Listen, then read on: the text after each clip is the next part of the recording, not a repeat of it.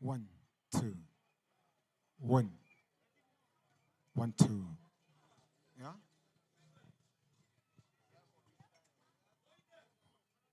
Yes, Jesus.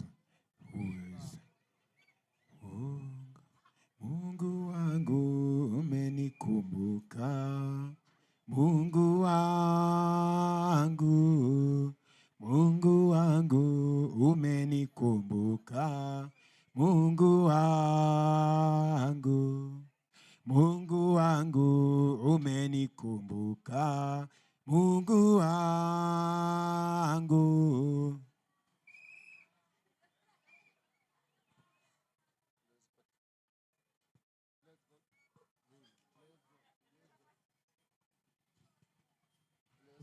Hallelujah.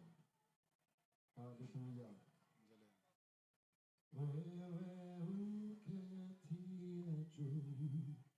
Ya vyote sifa hizi zifike kitini mwako, wimbo huu kawe manukato. Umeweka wimbo kinywani mwangu, ili nimbe sifa zako na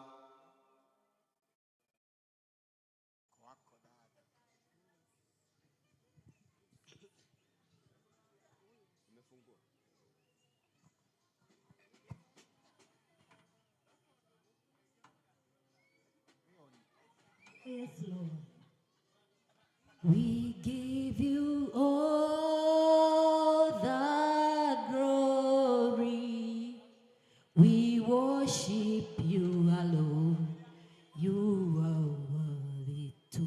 praised. We give you all the glory. We worship you alone. You are worthy to be praised.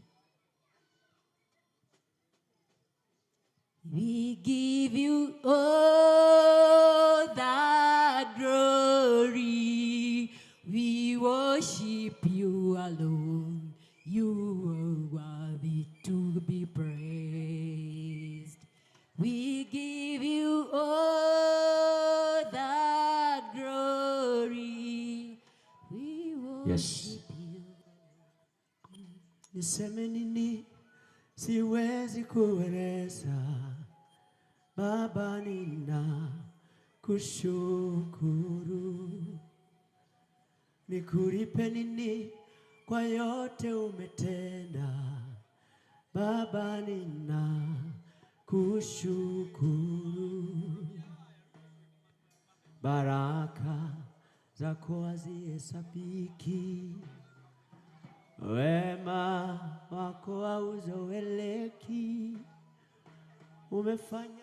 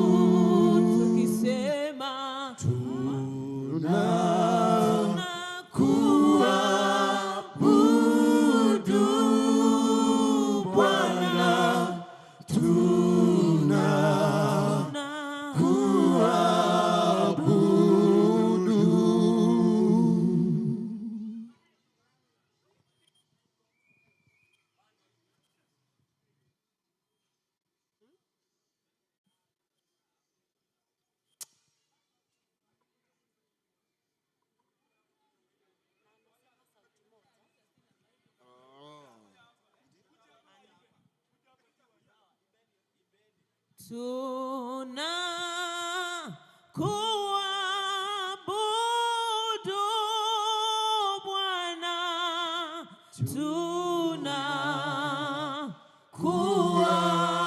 tunakuabudu, tunakuabudu Yesu,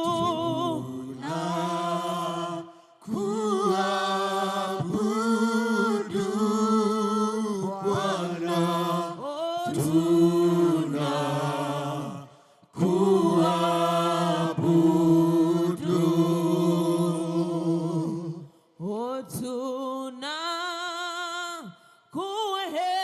tunakuheshimu Bwana,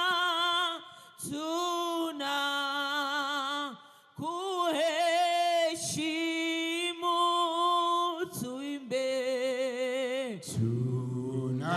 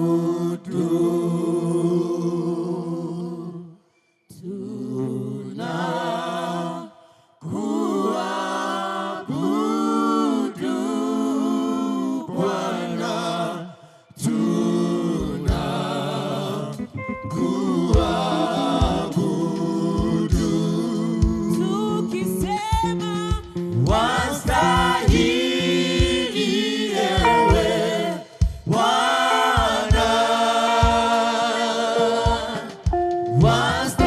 wastahili ewe Bwana, wastahili ewe Bwana,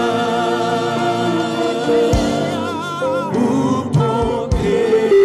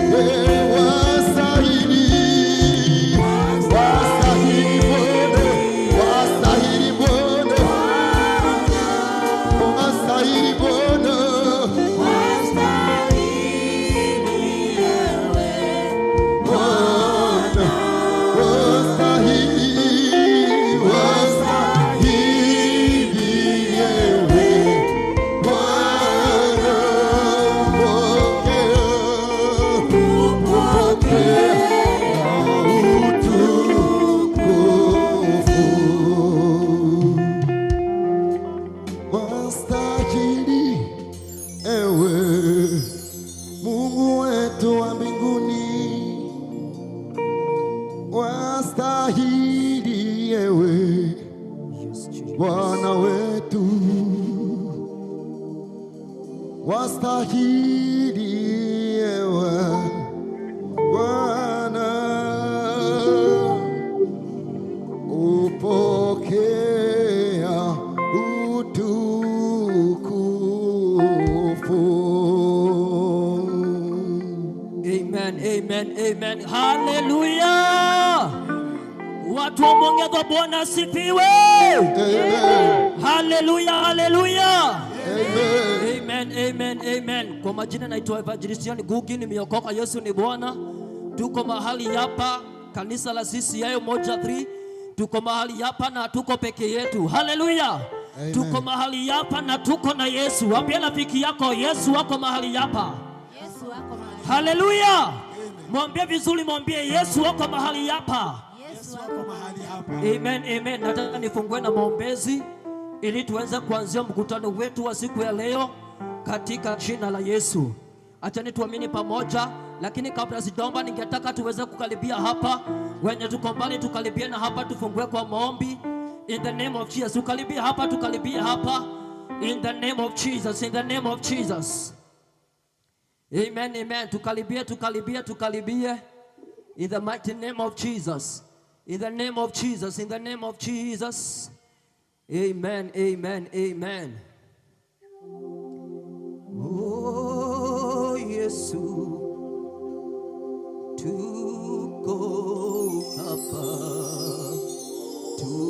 tuko hapa kwa ajili yako.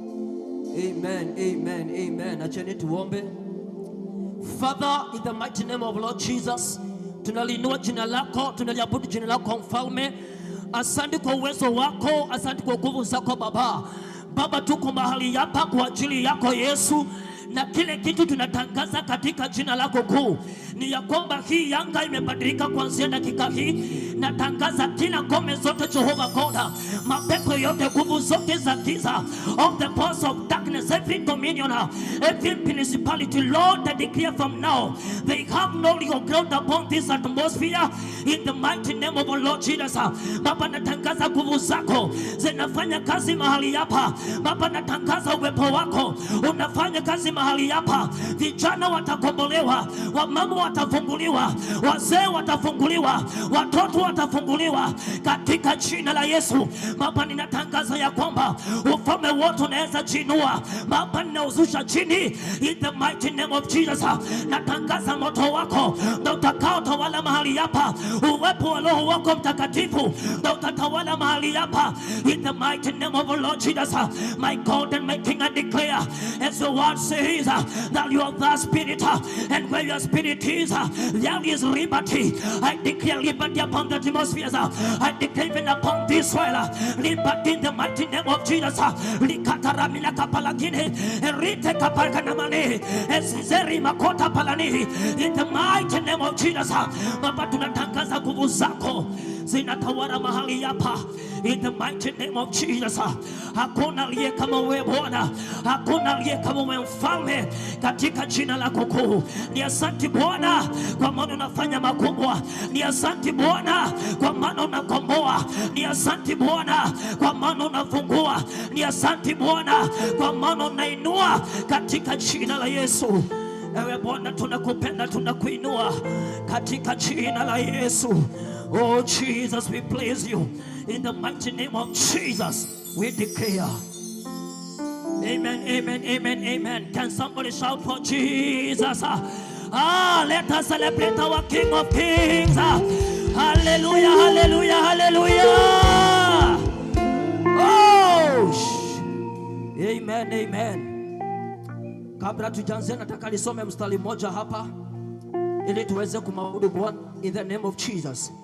In the book of Acts chapter number 10 verses number 38, and the Bible says that how God anointed Jesus of Nazareth with the Holy Spirit and with power, and how he went about doing good and healing all who were oppressed by the devil, for God was with him.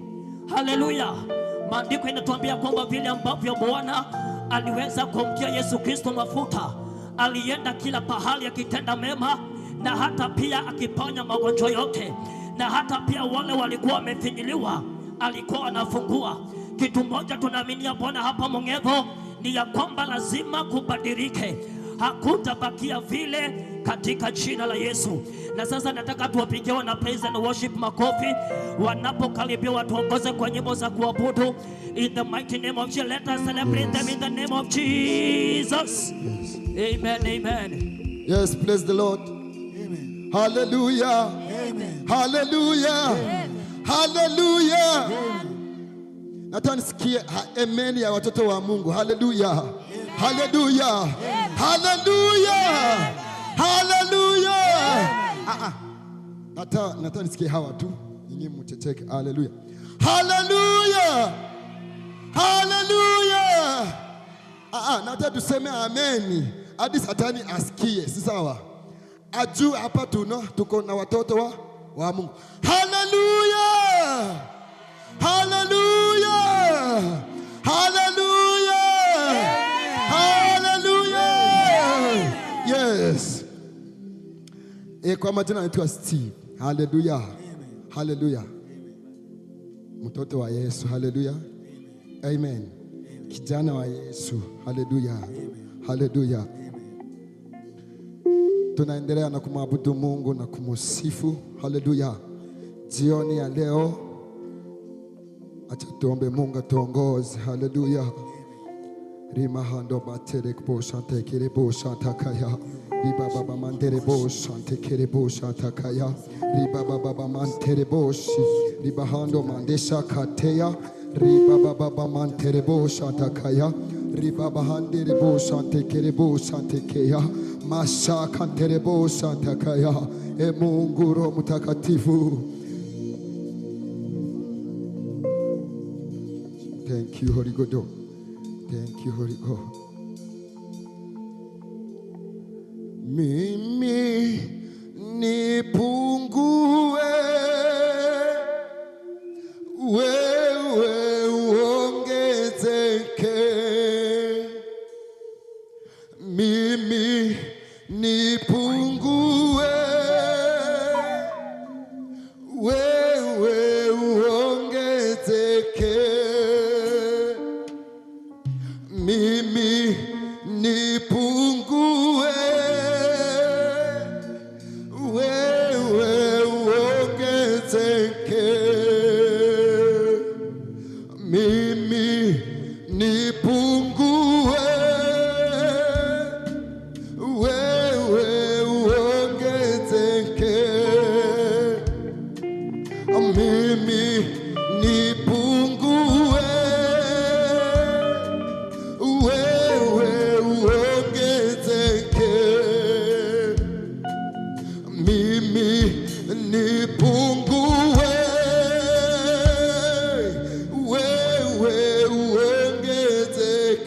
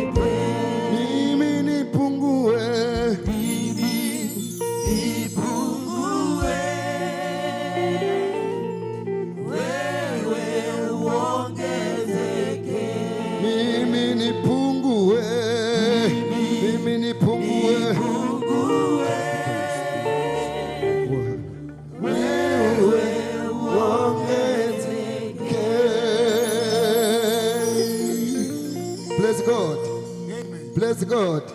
Hallelujah. Mungu wa uzima, moyo wangu wakutamani, hata kama mambo ni magumu, najua unaweza. Mungu wa uzima,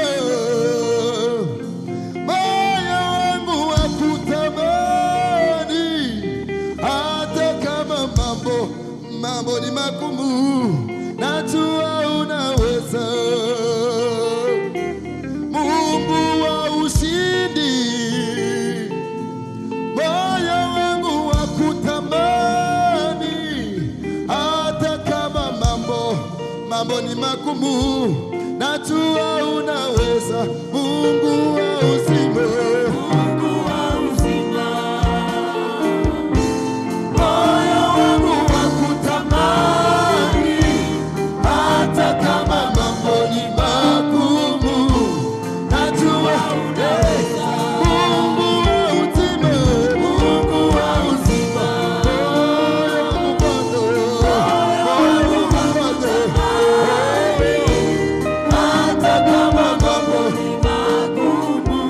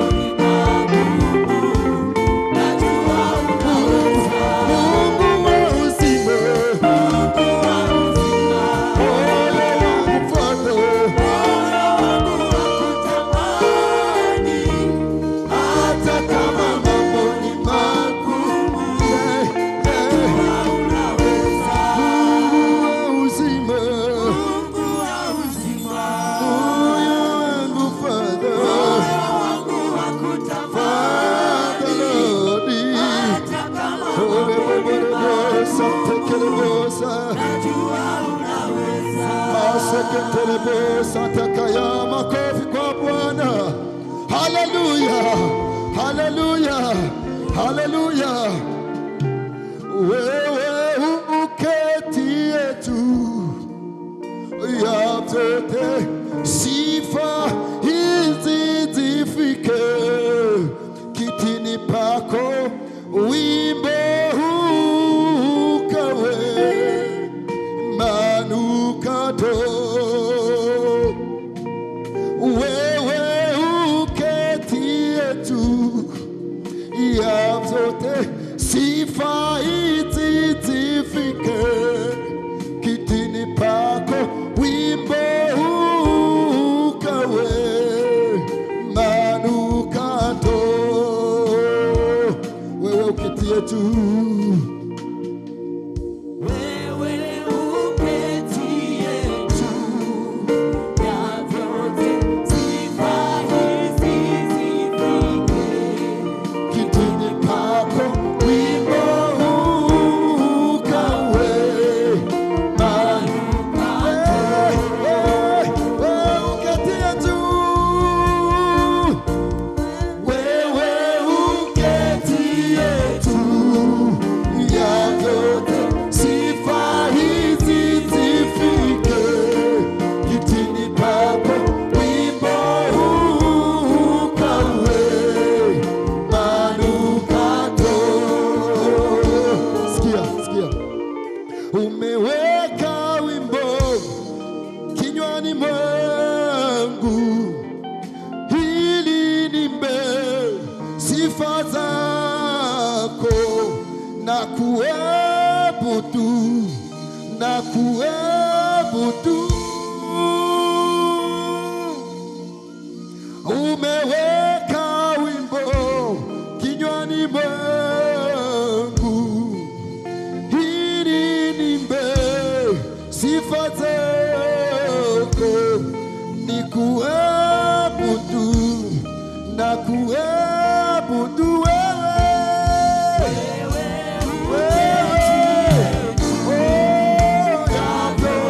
Sifa hizi zifike kitini pako, wimbo huu ukawe manukato.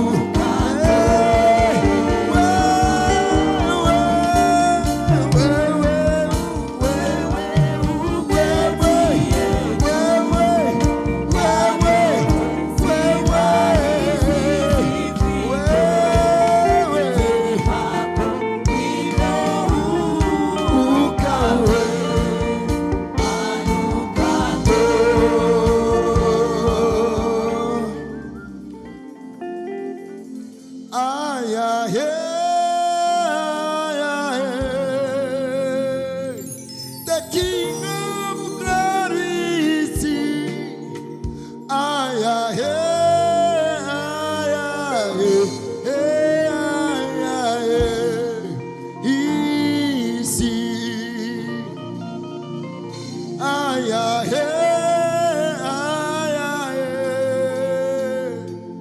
The King of Glory is here.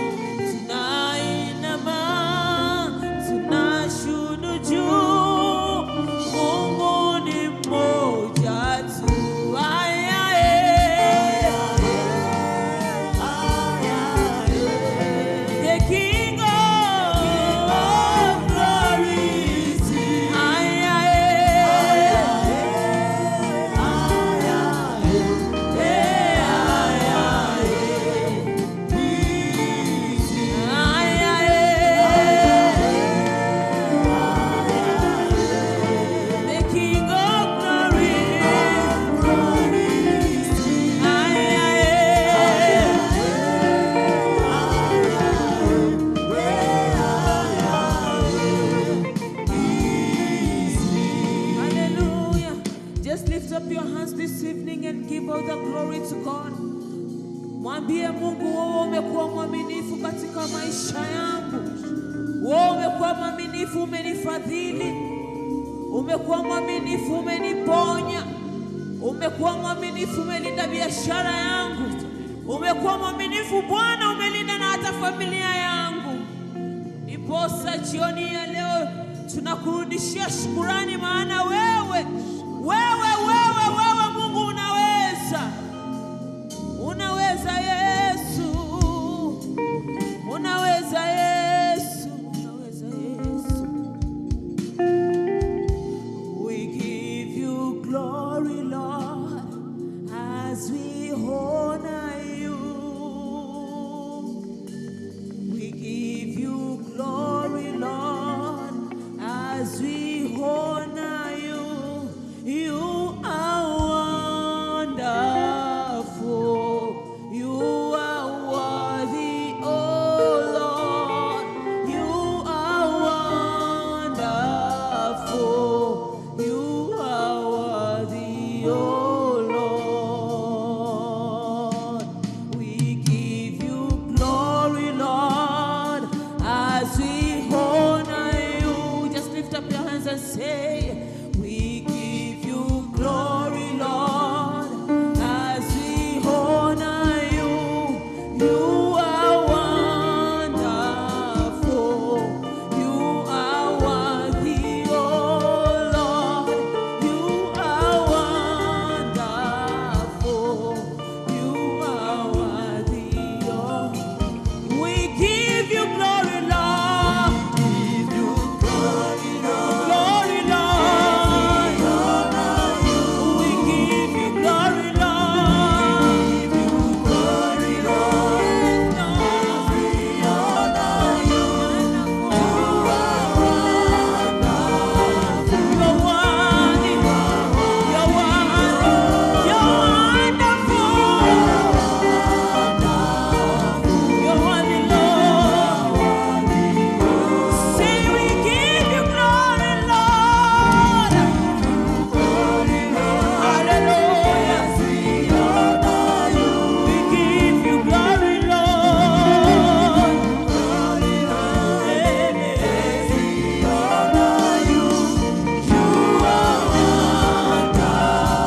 You're worthy.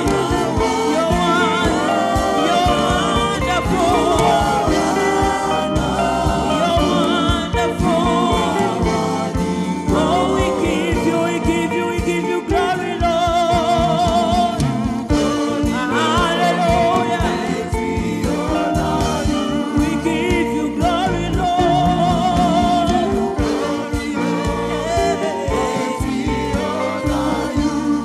You are wonderful. You are worthy, oh Lord. You are wonderful. You are worthy, oh Lord. Let us celebrate Jesus. Tumshangilie Bwana, tumshangilie Bwana. Hallelujah, hallelujah, hallelujah, hallelujah. Amen, amen. Acheni tufunge na maombezi tunapomsifu Bwana in the name of Jesus. Baba, tunakuinua, ni asante kwa uwepo wako Bwana. Asante kwa Bwana Jehova God, umetusaidia, tumekuabudu Bwana. Tunatangaza tunapoenda kukusifu, tunatangaza hii anga lazima itii uwepo wako Bwana. Hii anga lazima itii nguvu zako in the mighty name of Jesus. Baba, tunakatana na sauti zote ambazo zinaweza jiinua in the mighty name of Jesus. Wacha Baba tukaweza kukusifu kama viumbe vilivyo hai, na ni katika jina la Yesu tunaomba na tunashukuru. Amen, amen. Tupigie Bwana shangwe na vigelegele. Goja. Nataka tushangilie hapa. Nikisema moja, tunasema Jesus. Tuseme mara 7, kisha mwenye anatuongoza kwa sifa akaribie hapa katika jina la Yesu. 1 2 3 4 5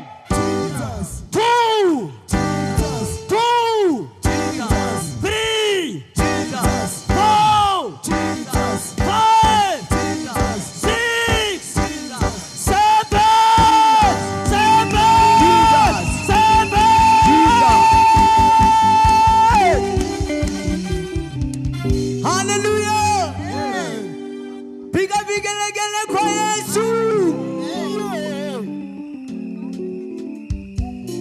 Mikono juu, mikono juu, mikono juu. Haleluya. Haleluya. Thank you. Nani wamekuja kushukuru? Haleluya. Tupandishe mikono juu. Yes. Bwana nimerudi tena. Yesu nakushukuru. Wengine sijui ila unisaidie. Imba tena Bwana. Doza. Yesu nakushukuru. Wengine nimejua. Rudia tena. Bwana Yesu wengine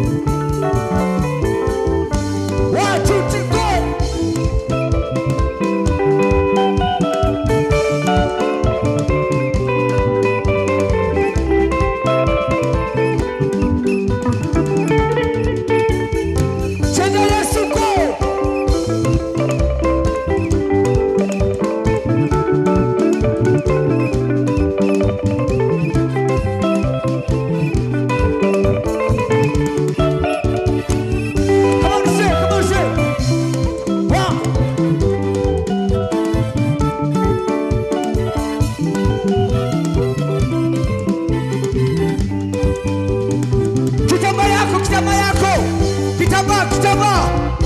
kitambaa yako.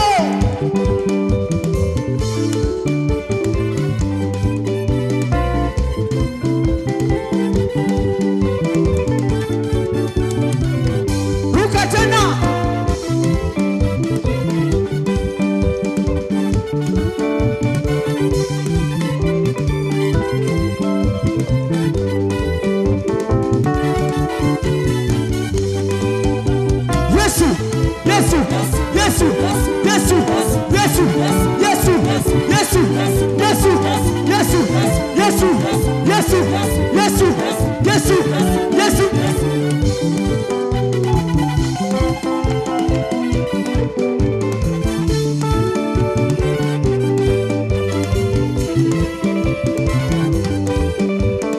Okay. 1, 2, 3, go.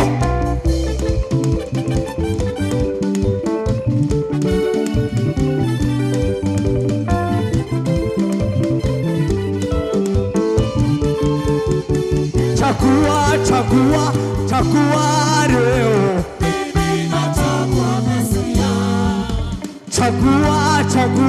Chagua leo.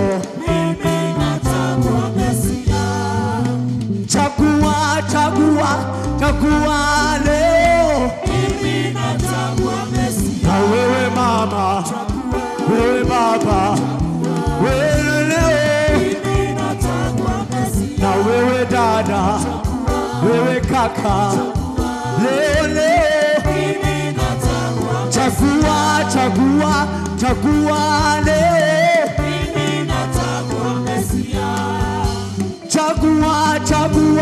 Chagua leo. Na wewe mama, wewe baba, leo. Na wewe dada, wewe mama, leo. Come on, sir, come on. Number 2. Okay, come on, sir. Number 2. Number 2. Mikono juu.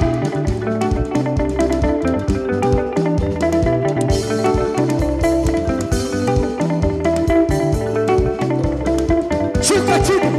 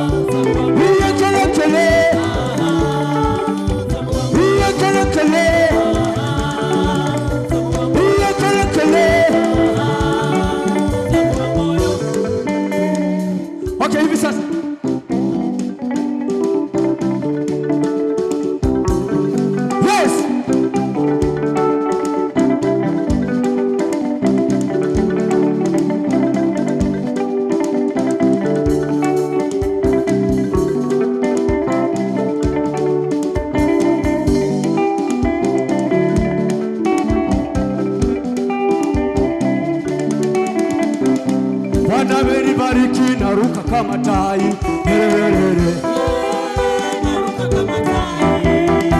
Hata mimi bariki naruka kama tai. Come on, say.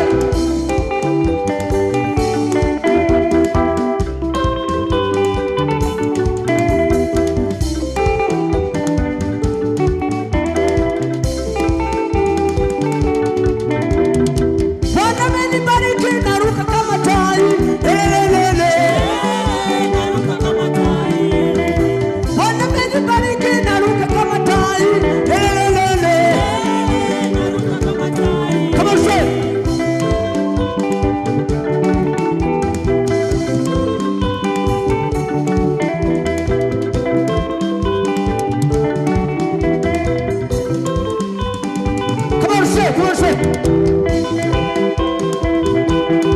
Come on, say. Come on, say. Come on, say. Come on, say. Come on, say.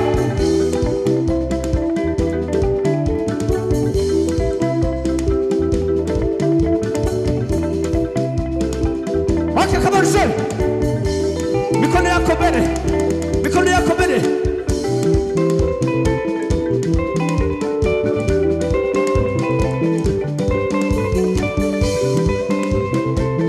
Come on, say.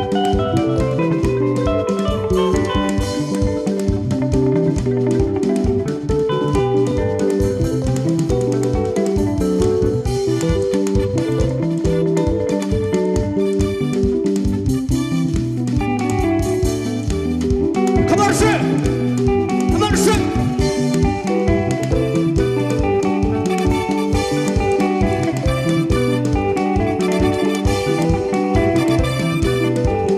Come on, say.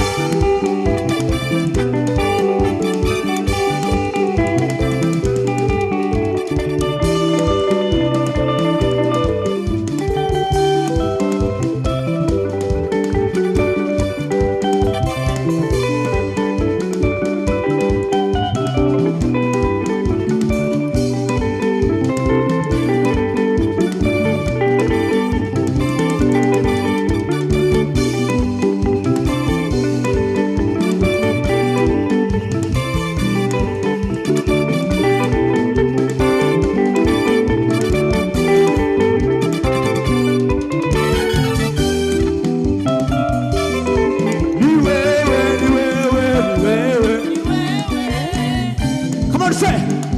Okay, okay. Give it to. Give it to. Give it to. 1, 2.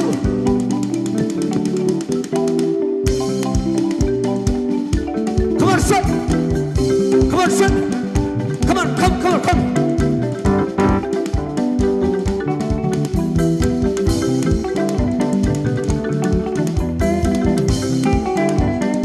Come on, say. Come on, say.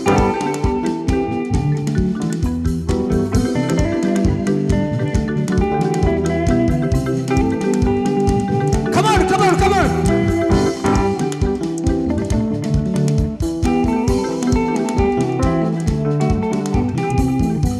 Okay, mniangalie sasa hivi. Come on, say.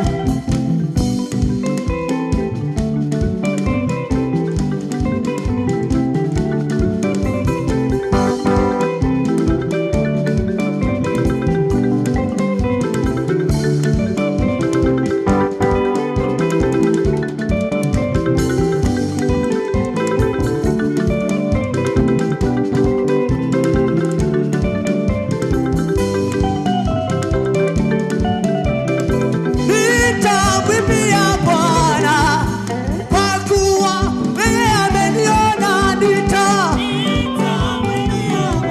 kwa kuwa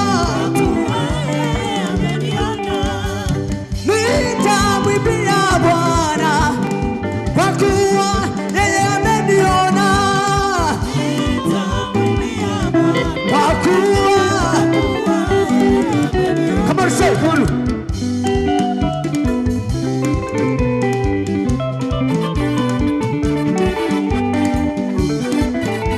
Ametuona Bwana Yesu.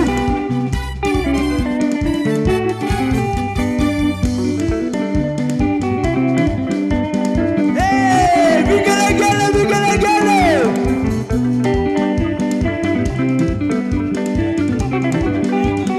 Okay, come on, say, come on.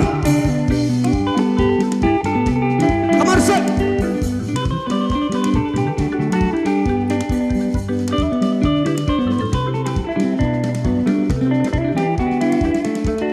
Come on, say.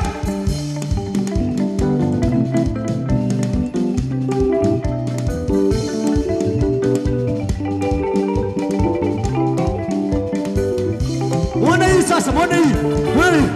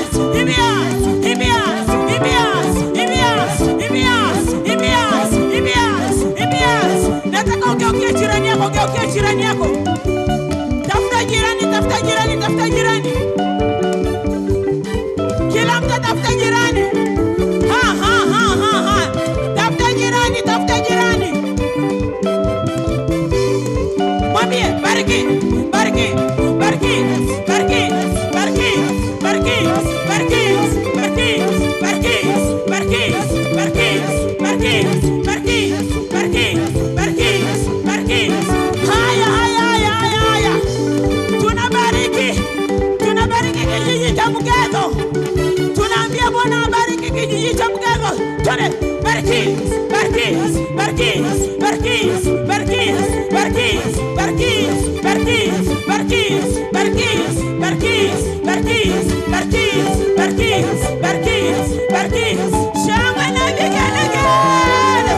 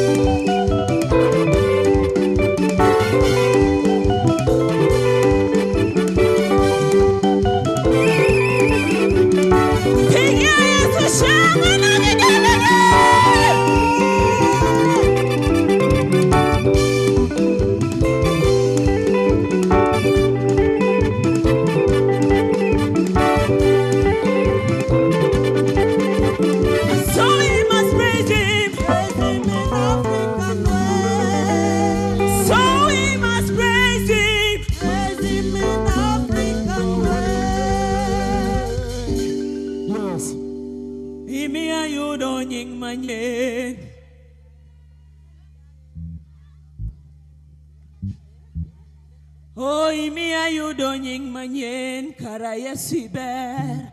Imi ayudo nying manyen kara Yesu ber. Yani umesababisha nikapatiwa jina jipya. Kumbe Yesu wewe ni mkuu. Kumbe Yesu wewe unaweza. Kumbe Yesu wewe uhai. Somebody shout hallelujah. Somebody shout hallelujah. Hallelujah. Imi ayudo nying manyen kara Yesu ber. Imi ayudo nying manyen kara Yesu ber. Alafu hii uzurua hii haitaki haraka. Yani namna hii tu. Imagine. Mos. Imi ayudo nying manyen kara Yesu ber. Imi ayudo nying manyen kara Yesu ber.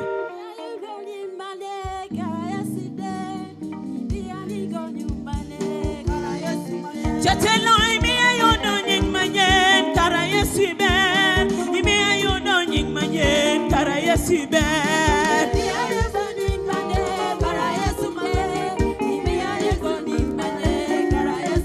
Jawana imi ayudo nying manyen kara Yesu ber. Imi ayudo nying manyen kara Yesu ber.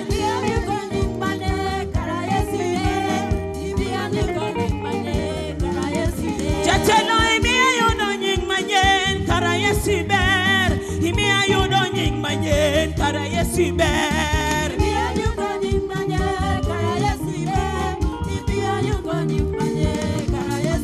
Twende.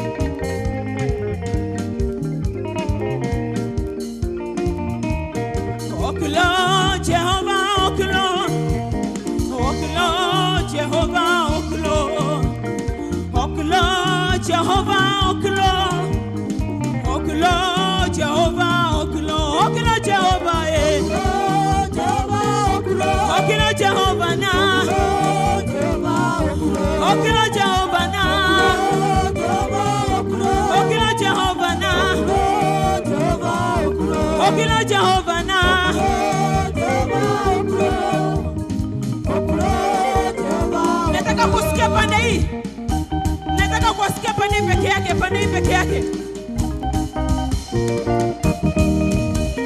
Okilo Jehovah, okilo. Okilo Jehovah, okilo. Okilo Jehovah na. Okilo Jehovah na. Okilo Jatishina. Okilo Baba na. Okilo Jehovah na. Okilo Jehovah na. Oma koja chie.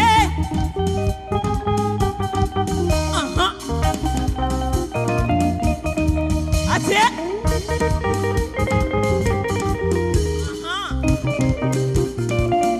Oma koja chie. Kibano. Unaona namna shetani anakutesanga. Nataka umkamate namna hiyo leo. Si kesho. Leo tunakamata shetani. Namna hii. Vile si shetani ututesa sana. Sisi ulia. Sasa kwa nini muone huruma? Mbona uone shetani huruma?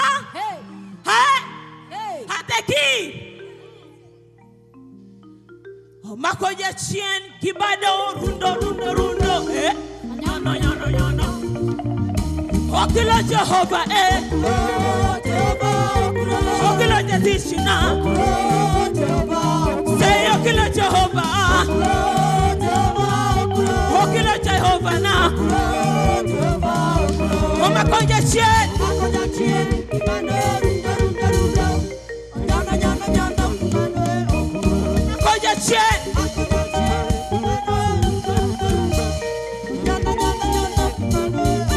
Mama koja chie.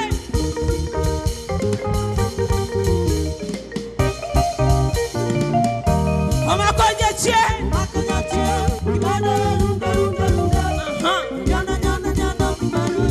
Say okilo Jehovah na. Okilo Jatishina. Okilo Jehovah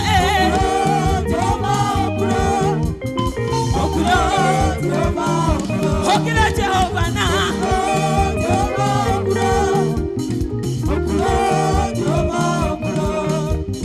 Tayanje, Yesu tayanje.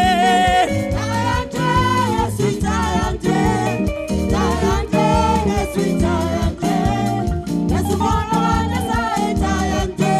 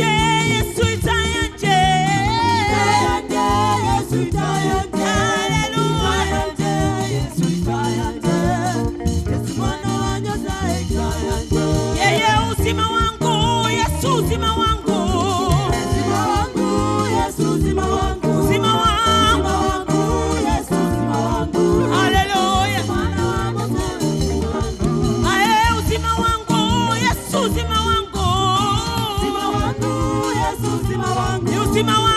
Uzima wangu, Yesu uzima wangu. Yesu mwana wa Nyasaye uzima wangu.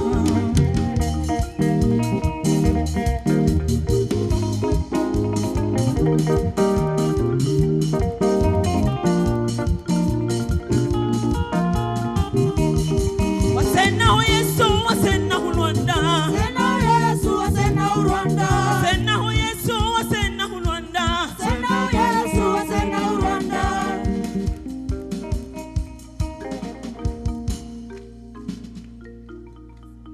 Wasena Yesu, wasena Rwanda. Wasena Yesu, wasena Rwanda. Wasena Yesu, wasena Rwanda.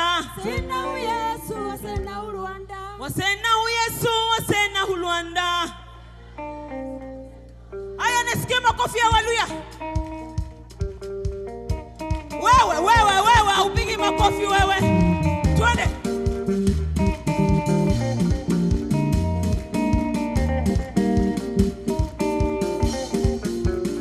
Twende namna hii.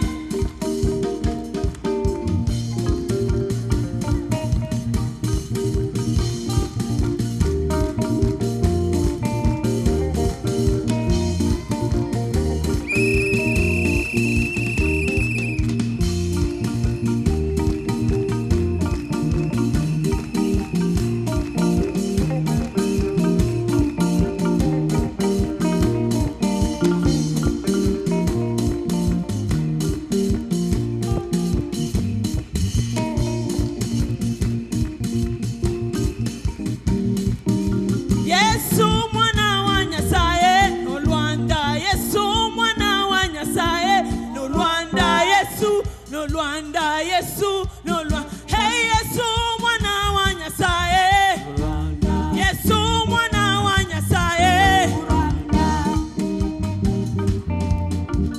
Hey Yesu mwana wa Nyasaye no Rwanda. Yesu mwana wa Nyasaye no Rwanda. Yesu no Rwanda. Yesu. Hey Yesu mwana wa Nyasaye no Rwanda. Yesu mwana wa Nyasaye Rwanda. Yesu no Rwanda. Yesu. Hey Yesu mwana wa Nyasaye. Yesu mwana wa Nyasaye. Yesu no Rwanda. Yesu. Hey Yesu yerira oyoi. Yesu mwana wa Nyasaye no Rwanda. Yesu no Rwanda. Ngai wakwa, ngai wakwa, eh. Ngai wakwa, wambaragania. Ngai wakwa, ngai wakwa, ngai wakwa, wambaragania. Ewe munene, we munene, we. Emonene, wambaragania. Emonene, emonene, emonene, wambaragania. Ati we muderu, we. Emonene, wambaragania. Hallelujah.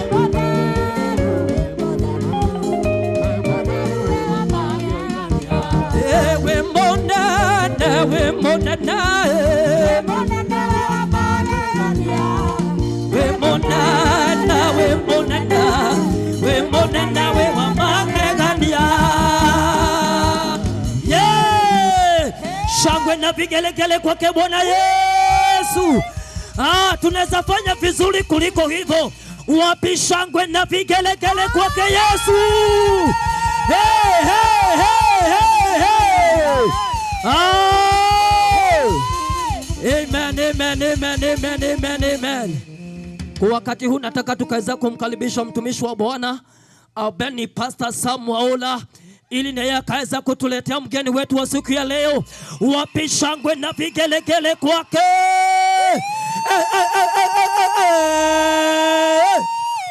Pigia Yesu makofi.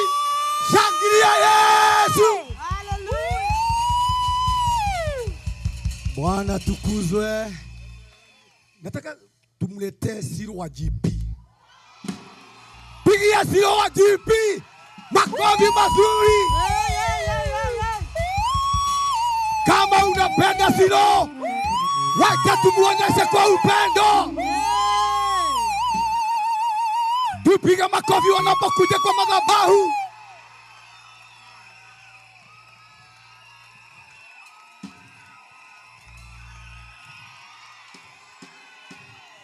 Makofi yasiyo wa GP. Makofi yasiyo wa GP. Makofi yasiyo wa GP. Watu wa Mong'etho tumekuja mahali hapa kuwaletea injili ya Yesu. Tuko hapa na Siro wa GP. Tuko na kanisa ya CCI Dandora. Tunapigia makofi. Tupigia CCI Dandora makofi mazuri. Tuko na kanisa ya CCI Jiro. Tunapigia makofi mazuri. Tuko na mtumishi wa Mungu Reverend Kefas Karaja. Tumpigia makofi mazuri. Tumpigia watumishi wa Mungu wote makofi mazuri. Tuko na Pastor Ruse. Tumpigia makofi mazuri. Tuko na Pastor Mary. Tumpigia makofi mazuri. Karibu, uwanja ni wako. Asante sana. Tupigie baba yetu makofi mazuri. Tumu-appreciate vizuri. Mwambie asante kwa kupanga mkutano. Hallelujah. Mwambie asante kwa kupanga crusade. Kanisa la Christian Church International libarikiwe. Hallelujah. Amen. Oh, ni nyinyi. Kwani kwenyu ni home of energy. Mnakaa vizuri. Tupigie Yesu makofi mazuri. Pigia Yesu makofi mazuri. Pigia Yesu makofi mazuri. Mong'etho shangilia mfalme wa wafalme. Mong'etho shangilia Yesu. Yelalalala. Yelalalala. Hallelujah. Salimia mwenzako, mwambie kwa Yesu ni salama. Mwambie kafagwa daono kile. Mwambie vizuri kafagwa daono kile. Naye mwenye ajoko kamuulize ewe ukahonokare. Mwira ni umothe. Mwambie leo ni leo. Msema kesho ni muongo. Mong'etho for Jesus. Mong'etho for Jesus. Hallelujah. Tupigie Yesu makofi mazuri. Yaani hapa pahali hatutoshei. Hatutoshei na ningetaka msongee wenye wako hapa. Msonge tu hivi tu. Hivi tu. Najua mko wengi. Lakini next time tutatafuta pahali pakubwa kidogo. Na nyinyi mmesongewa watu wetu. Ingieni ndani. Ingia, ingia. Ingia, ingia. Ingia, ingia. Uwe moja wa kondoo. Ate ingia, ingia. Ingia, ingia. Ingia, ingia. Uwe moja wa kondoo. Unafanya nini nje? Nje kuna wachawi. Ingia, ingia. Uwe moja wa kondoo. Ingia, ingia. Ingia, ingia. Ingia, ingia. Uwe moja wa kondoo. Ewa mama ingia. Wazee ingia. Watoto ingia. Uwe moja wa kondoo. Ingia, ingia. Ingia, ingia. Ingia, ingia. Uwe moja wa kondoo. Kai muone Yesu ni mwema. Kai muone Yesu ni mwema. Kai muone Yesu ni mwema. Kai muone Yesu ni mwema. Tuite wenye wako yuko hivi. Hivi. Hivi. Kai muone Yesu ni mwema. Kai muone Yesu ni mwema. Wenye wako nyuma tuambie. Kai muone Yesu ni mwema. Kai muone Yesu ni mwema. Tuite wenye wako kwa nyuma tuambie. Kai muone Yesu ni mwema. Kai muone Yesu ni mwema. Mong'etho wapi vigelegele. 1, 2, 3 kamata. Hallelujah. Uniongeze sauti ya hii. Sauti yangu ilipotea asubuhi, nimeimba pahali sana. Hallelujah. Tunataka kumsifu Bwana. Ambia mwenzako ni wakati wa sifa. Sio wakati wa entertainment. Ni wakati wa sifa. Na wakati tunasifu, sisi wote ni waimbaji. Mbinguni hatutasema ati nyinera niimbie, wewe utakuwa ukiimba. Na Mungu anakulanga nini? Anakulanga nini? Sifa. Kwa hivyo kama usifingi, wewe unafanya Mungu akae njaa. Kwa nini unaachilia Mungu akae njaa? Bwana asifiwe. Ambia mwenzako, wewe ni muimbaji, wewe ni msanii, wewe ni gospel artist. Karibu tumsifu Bwana. Bwana asifiwe. Mwambie karibu mheshimiwa. Usalimie vizuri, mwambie karibu mheshimiwa. Her Excellency, His Excellency, His Excellency do. Hallelujah. Amen. Sisi wote tuko hapa kwa ajili ya nani? Tuko hapa kwa ajili ya nani? Yes. Tulikuja kumwona nani? Yes. Tulikuja kukutana na nani? Yes. Ambia mwenzako, sijaletwa hapa kuona mtu. Mimi siwezi kuja kuona mtu. Nilikuja kukutana na Yesu. Inua mkono, sema Yesu mwana wa Ngai. Yesu mwana wa Ngai. Shigwe radha. Nihurumie. Hallelujah. Unapomsifu jioni ya leo, na madeni yako yakaanguke chini yaishe katika jina la Yesu. Unapomuinua siku ya leo, na magonjwa yasibaki kwa mwili wako katika jina la Yesu. Unapomrukia siku ya leo, minyororo yote ikatike na uwe free in Jesus name. Amen. Rebone keoti otare na idaro rebone keoti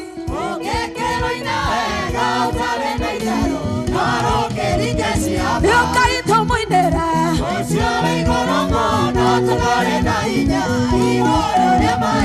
yokaito muinera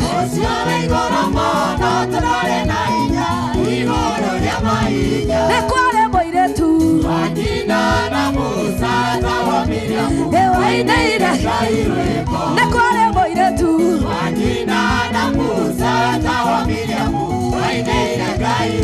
yokaito muinera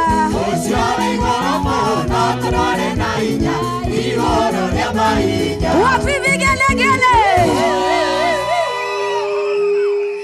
Amen. Tutaanza na wimbo ambao unasema Gai we Gai, Gai wako wae Gai na kia moyo. Hallelujah. Tupigie timu yangu makofi mazuri. Aganedera me feedback ino. Jikale ndorete yo.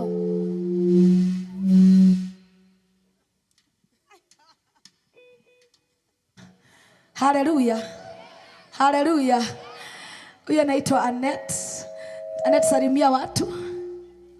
Huyu anaitwa Rabani wake Gosho, tumpigie makofi mazuri. Anaitwa Martin Muibu. Anaitwa Wanjiro. Anaitwa Judy. Anaitwa Rusi. Na huyo anaitwa Sony. Na tuko na timu yetu hapa ya instrument. Tuko na Moshemi wa gitaa. Si tusalimie na gitaa tusikie gitaa kama iko sawa.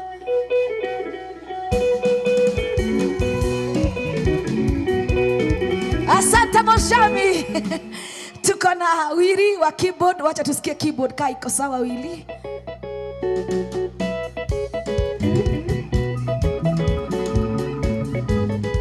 Asante Wili. Na tuko na Kevin wa Marefe. Tupigie Marefe tusikie kama iko sawa.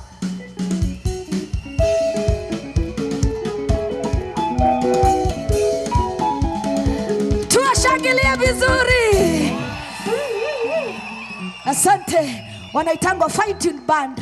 Na tuko na Ann wa kupiga picha na video. Wapige picha mkiwa na Ken na wachukue video huko, wajikute huko kwa social media. Hallelujah. Amen. Acheni tumsifu Bwana. Hallelujah. Inua mkono wako, sema asante Yesu. Asante Yesu. Ninapokusifu jioni ya leo, nikumbuke Pokea sifa zangu kama dhabihu. Dhabihu yangu ikubariki katika jina la Yesu. Nakupenda Yesu. Amen. Pigia Yesu makofi.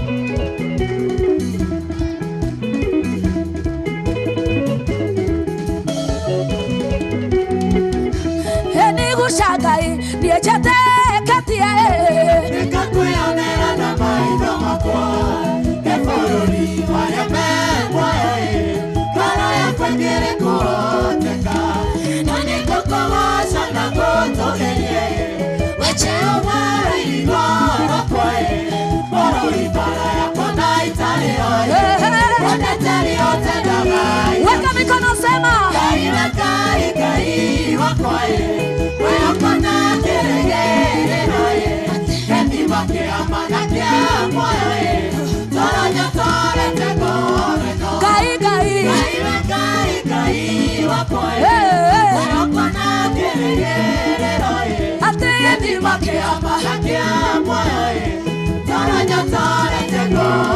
ruka ruka ruka.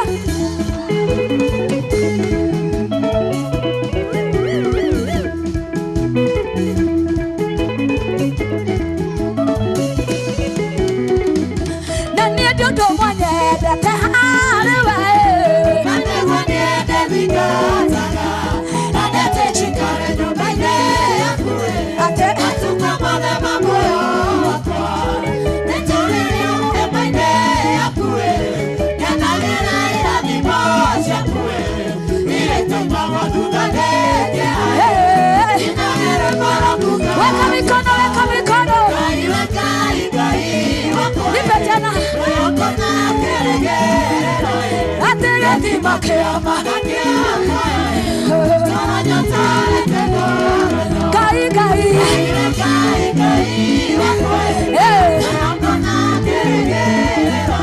Ate makeama. Ruka. Weka mikono.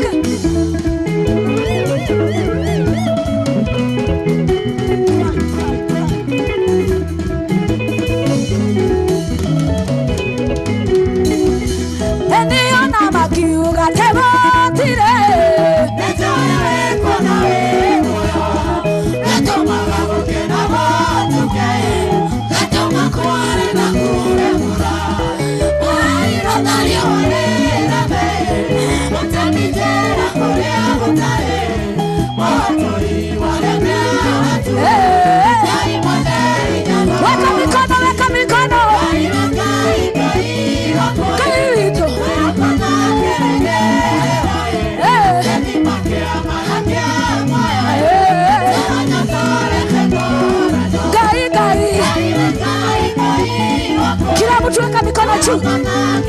Weka mikono juu.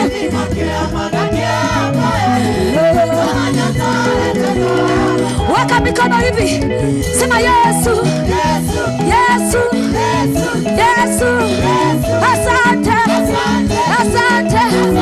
Asante.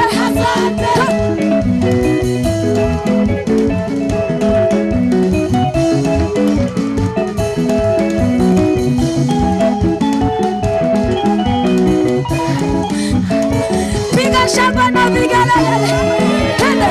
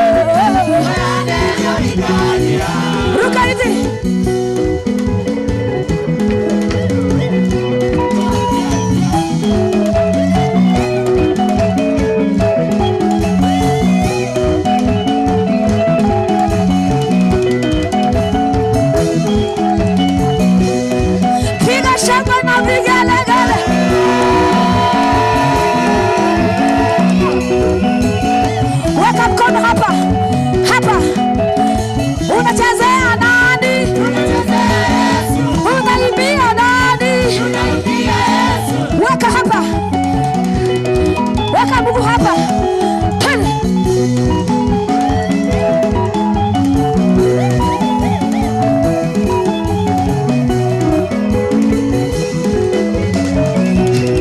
Piga vigelegele, weka mikono, weka mikono.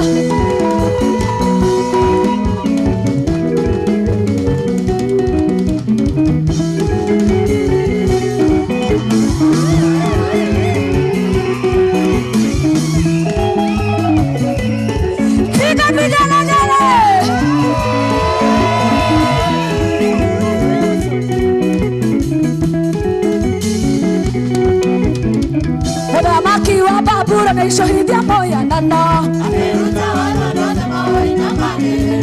Asabira kamisa kila anayego. Ameruta tige na melera moya nano.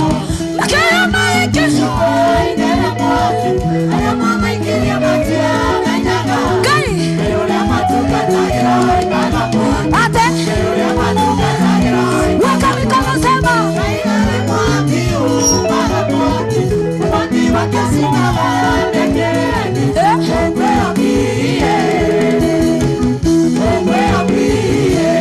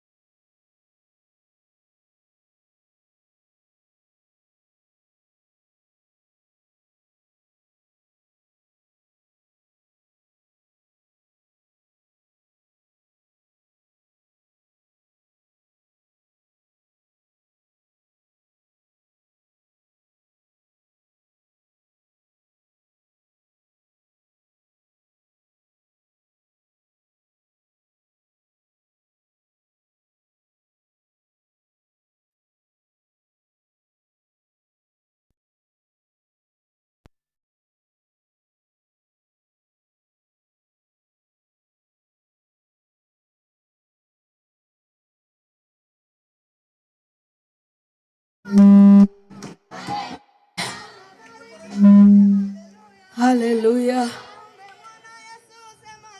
Hallelujah. Hallelujah. Hallelujah. Hallelujah. Hallelujah. Roshege gaida hodagira iguaya. Ambia mwenzako Mungu atumii waoga. Yaani stima ikipotea tu kidogo hivi ushakimbia. Mwambie wewe acha uoga wewe. Shetani akizima stima bado tunaimba. Tuko na mdomo. Yesu ametupatia mdomo natural. Alafu hatuletewi bill mwisho wa mwezi na Kenya Power. Ati tumetumia mate. Tunaweza imba for 5 hours bila stima wewe. Ambia mwenzako hapana, cheza na sisi na Yesu. Mwambie sisi tukiwa na Yesu hata kwa giza tunapenya bado. Tunapenya bado. Tunapenya bado. Mungetho for Jesus. Yaani hizi stima zimetusumbua kutoka jana. Jana zilizima kama mara 10. Mara 10 na bado watu waliokoka. Ambia mwenzako hata leo wacha zizimazime tu. Bado Mungu atafanya kile anapenda na kile anataka.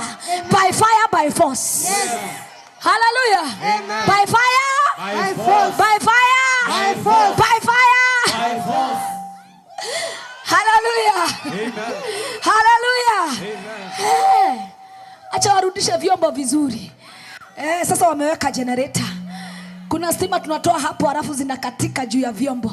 Lakini bado tunaimba. Yaani kuna watu walikuwa wanakunywa pombe bahari na ikakuwa kali. Wakati walikuwa nasikia iko kali kabisa, macho ikapotea. Wakasema ona mwahoria na tukonywa. Na saa hizo ni pombe. Na sisi wa Yesu tukiona tu wamezima stima hivi tunatoroka. Wapi wewe? Unasema hata mkizima bado Mungu atatembea, bado watu wataokoka, bado watu watakombolewa, bado tutafunguliwa.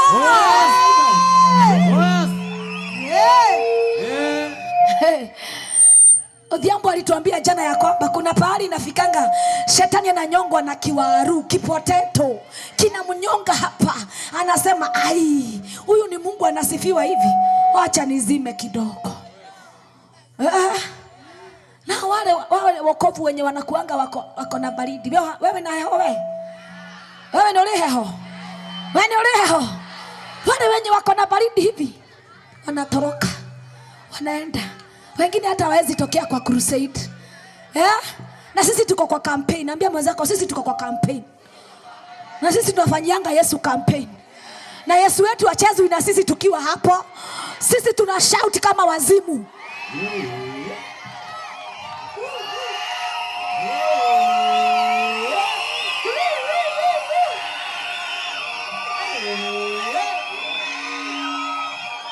We are crazy for Jesus. Hallelujah. Ushaiona wa mama kwa campaign wamepewa 500. Alafu wanaambiwa temuno nongania. Wanazikwenda. Na sisi Yesu ametupa uhai, ametuokoa, ameturembesha. Tunazikwenda. Tunashangilia, tunapiga kelele.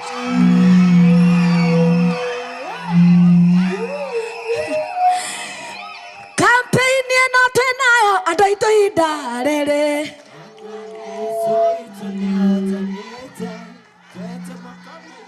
Magoro tokinyereirie. Ambia mazako mimi si muoga. Yaani ikifika ni kupigania Yesu hata ngumi hatukatai. Ambia mazako hivi hata ngumi hatukatai. Sisi ni wagiginyani. Bwana asifiwe. Hallelujah. Zimewaka ama zinasema nini Mushemi? Nesiakanile. Leke siakane. Hallelujah. Bwana asifiwe. Ikifika ni Yesu, we are going crazy. Hallelujah. kwa sababu tunajua mahali ametutoa.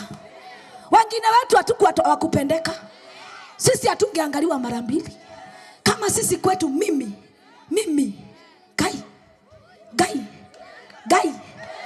gai kafaguo dahonokire kafaguo gai. Yani kwetu sisi hata ungetuangalia mara mbili. Tulikuwa aibu ya dunia, aibu ya tauni yote. Yani ungepita tu usikie Asio ndio hao wezi, wauzaji wa chang'aa, malaya. Lakini wakati Yesu aliingia kwetu, ambia mwenzako akaingilia ku, akakuja tu, mwenye uwanja wake kaingia sasa. Yani Yesu akaingia akachange Wanjiro wa chang'aa, akambadilisha akakuwa Shiro wa GP wewe.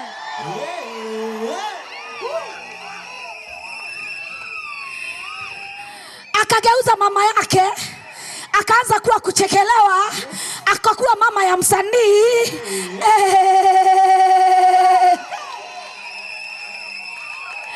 Haleluya. Kwa Yesu ni tosha. Yesu ni namba moja.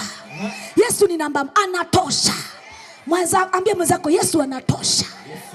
Ukiwa na Yesu hautaki mambo zingine. Yesu anatosha. Na ukimwamini Yesu, umwamini kutoka kwa moyo wako. Amen. Utike kuikaraga we muhonoki aheho. Uache kukaa in and out, in and out. On and off. Ati sahi umeokoka, kukiwa na giza, mchana unajificha. Wewe weko hiyo kana kuhana atia. Uburaga Yesu ni mwathani. Haleluya. Yani sema tu Yesu ni Bwana. Kunyeshe kusinyeshe, kukauke kusikauke, wanipende wasinipende, bado Yesu ni nani? Yesu ni nani? Yesu ni nani? Yesu ni nani? Haleluya. Yeye alitubadilisha kwetu sisi wote. Sasa mimi hakuna mataifa sijaenda. Nimeenda US kama mara 7. Ni mimi nakatanga kwenda. Nimeenda UK, nimeenda Dubai, nimeenda China. Unasema nini wewe? Na saa hizo ungenikuta nikiwa kwa geshagi yetu kama Mungetho, hata Mungetho ni kubwa, kageshagi ketu ni kadogo. Ungenikuta huko. Uambiwe hata kwa Ngego. Bwana asifiwe. Uambiwe ya kwamba kale kaboma kale kama mashiro kutatoka Shiro huko, ungeamini. Lakini wakati Yesu aliingia huko, mambo yote yakabadilika, kila kitu ikachange. Yani Yesu ni mfalme. Akikuja anakuja na ufalme, akikuja anakuja na favor, akikuja anakuja na utukufu wewe. Bwana asifiwe. Kwetu ile kitu tulikuwa tunasikia tu ni sauti ya risasi. Kazini zangu wakishutiwa ati huyu alikuwa kuiba jana. Yani kwetu hata ungeweka jiko pale nje, anko yangu anapita nayo, anaenda kupika sasa. Choo ungeweka choo mabati vizuri, kesho unakuta tulihamisha hiyo choo. Bwana asifiwe. Lakini huko ni wapi huko unafikiria Yesu hawezi kukutoa wewe? Ni wapi mbali na Yesu? Niko kukurahi unagai. Ni wapi mkono ya Mungu haiwezi fika wewe? Ni wapi huwezi fikiwa wewe? Ni nini hiyo ngumu kwa Yesu wewe? Ni nini Yesu hawezi fanya wewe? Haleluya. Anaweza. Ni mwanaume wa wanaume. Ni simba. Sema simba. Yesu ni simba. Haleluya. Akiguruma Mungetho yote inatii. Haleluya. Akiguruma msichana unarembeka hapo.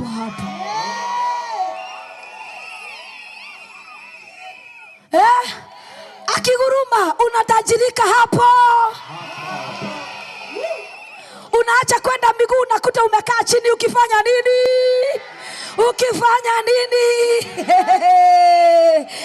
Kafagwa down okirawe. Kafagwa. Bwana asifiwe.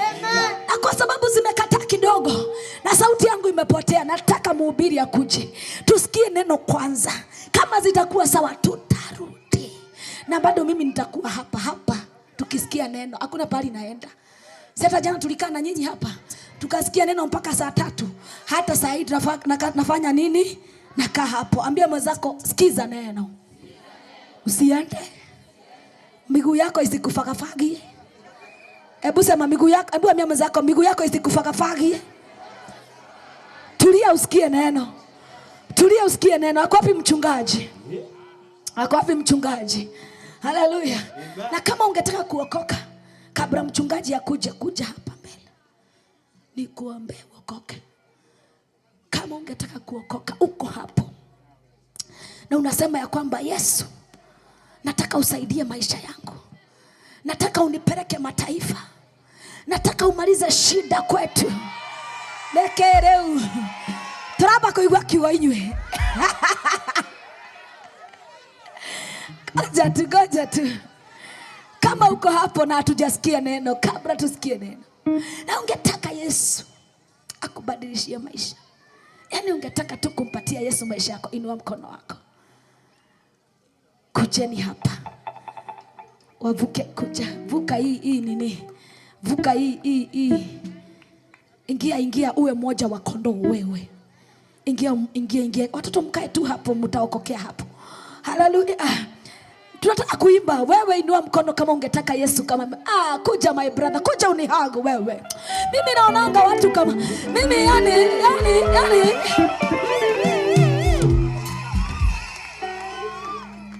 Karibu kwa Yesu.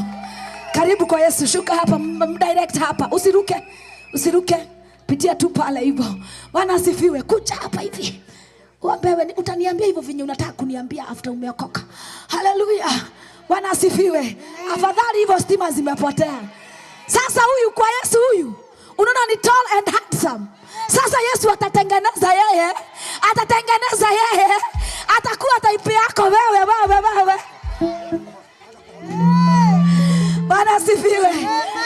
Nani amebaki hapo kama unataka Yesu? Kuja kabla tuimbe. Kuja kama unataka Yesu. Tia kulingine lio Yesu. Oka. Kama mimi singeokoka sasa kwetu mimi sasa kungekuwa aje. Kimbia hapa upokee Yesu kama mwokozi wa maisha yako. Kimbia hapa my brother. Kuja hapa my brother, kuja my sister, kuja uokoke. Haleluya. Kuja.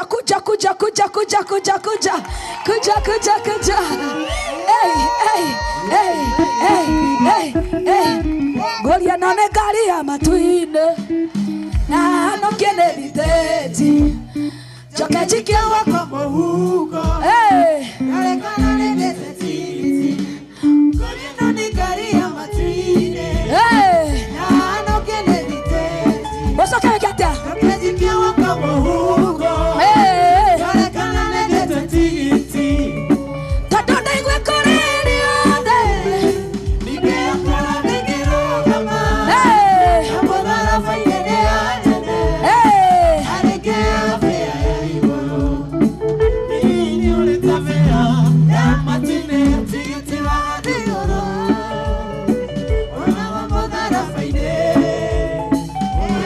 Na wode Yesu. Na metoke. Ale Yesu nakame ane matala. Kai. Kai. Wapi vigelegele.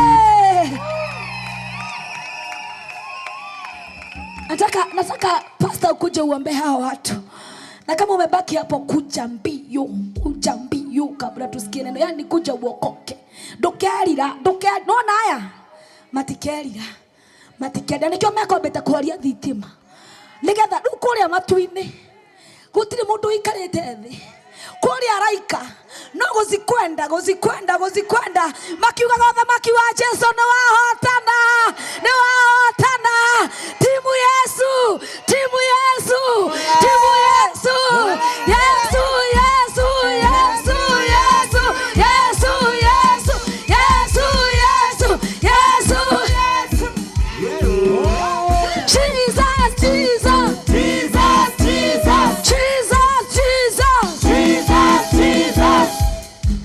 Yaani nyinyi mnacheza.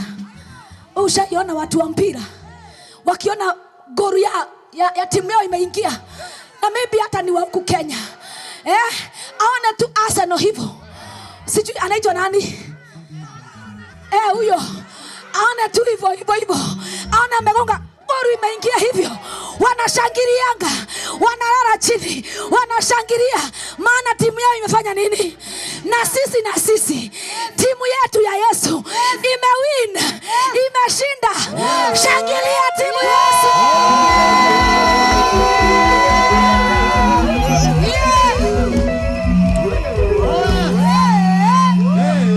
Hallelujah. Wacha waombewe waokoke.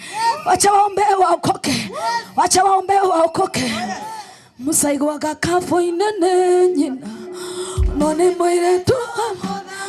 Kai.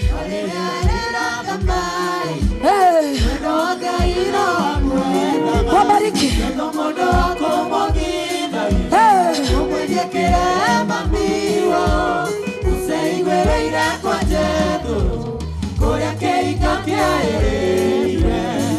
Nidoka kugane Wando tumane tia korayo Wando itodona bia Wabere ireke ikakia Nidoka kugane Wando tumane tia korayo Wando itodona bia Wabere ireke ikakia Maodo modene mekekaga Wega kono de meokete gai Nokoneka motino yegai Magotai dora gane niki Usona modo wangeoro Akiora nana tene kwereria Mafenyeka kiuri na mijani Kureke ikakia ele Madani doka kugane haga Tone tumagetie korayo Wada itodona bia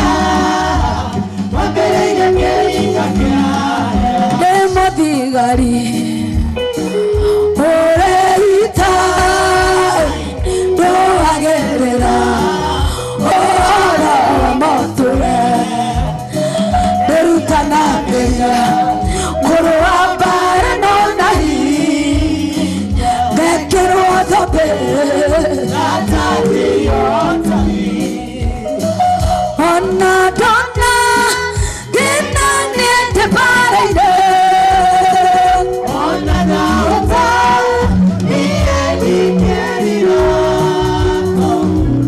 Benedete Parade chignano di Niente crevito Ora che ora caimia Ona donna Gina niente parede Ona naota Ie di chiarino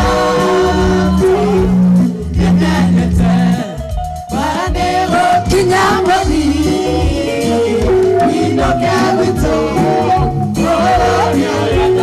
Hallelujah.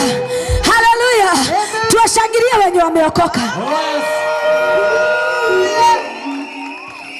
Donaga kuhonoka tare orimbo. Donaga otakane kumoeka. Karigora ashiade. Kai saitani atoraga bioro. Eni federa ya Jesu marariroka. Nanerebe kamo amo. Kai monana wanana jabakaro. Donaga mekiona kuoki. Eni kwe modega itakariganero. Eba ikwira mwababa Jesu. Akecheta manieke wadekera. Akegarura motolerewa. Eni federa ya Jesu. Naderede kamo amo. Monana wanana jabakaro. Donaga mekiona kuoki. Wapibigelegele. Wapishambe. Haya, tunataka kusikia neno. Mchungaji, tuimbe wimbo moja. Tuseme ile maishi igere. Umutungaterida. Ngai igere toine na mana kore ngai gire ai muthuri we hara titi yake njira wetu nengera ni kore ngai kana nguhure Desaba baba neko kurengera ni kore ngai wetu-ini. Hallelujah. Bwana asifiwe. Bwana asifiwe. Ile maisha cia muturire ira maisha cia muturire itikanagirio goce ngai korumwa utikanagirio goce ngai ucambio utikanagirio goce ngai ekago agarara ruo twende kanyanga makubwa warumwa wasambio watea kwa hikioke akatia agarara nekewe anasifiwe. Yani ukameraga mimi nilipata Yesu nikapata yote. Ukifikiria nasikia uchungu, kumbe saa hizo ndio nanona ndani. Hallelujah. Amen. Kutoka leo hiyo magonjwa unaiagarara na ikicheza unairuka. Asifiwe. Unapita nayo. Hallelujah. Uchungu unaiweka chini, unaisema kwa heri, mimi hutanikalia, mimi hutaniweza, mimi hutanigonjesha depression, mimi sitatokwa na wazimu, kichwa yangu itakuwa sawa. Ebu lingana Yesu, mwambie kichwa yangu itakuwa sawa, mwili yangu itakuwa sawa, miguu yangu nitazeeka bado ikiwa sawa. Hallelujah. Hallelujah. Wangapi wanajua ya kwamba ukiwa na Yesu hauwezi gojeka depression? Itoke wapi? Shetani akae wapi sasa kwa mwili yako? Unamung'oa, unamtoa, unamkanyanga, unamfinyilia, unamgonga teke, unamchoma. Kwenda huko. Hallelujah. Akatoina ila mawe. Tupatie.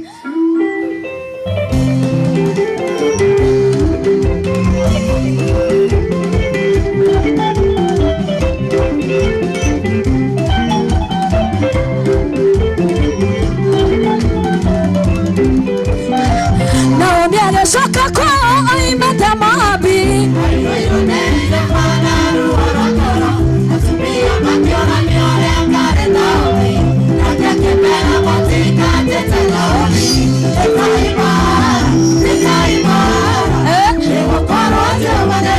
Ekagwa tuge. Ada. Tobie.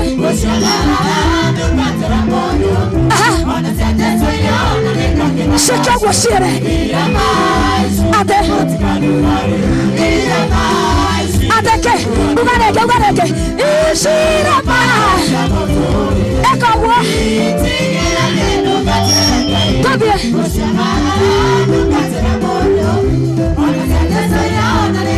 Shekagwa shire. Ade motika durare. Adeke. Weka mkono mzima uchungu, toka. Toa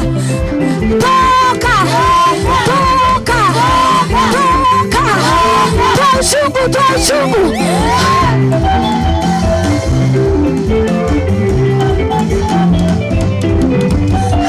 Otione toti agiona toka gudara.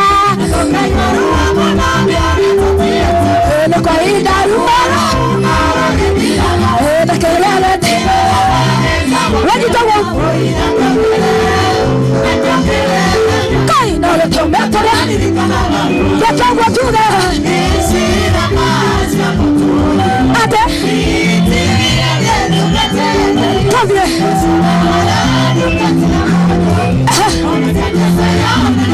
Shekagwa shire. Ade motika durareke. Adeke. Sema tena. Ishira ma. Ade. Tobie.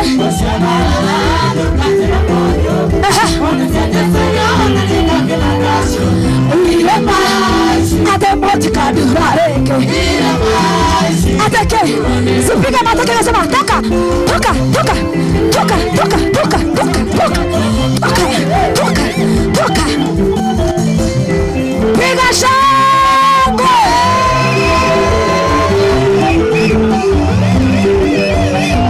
Tukiuga tere unanitwe hakatangai. Unazamira kwa kineno katekanaya. Taifuna. Ona korota na eka gwauge kai eka gwa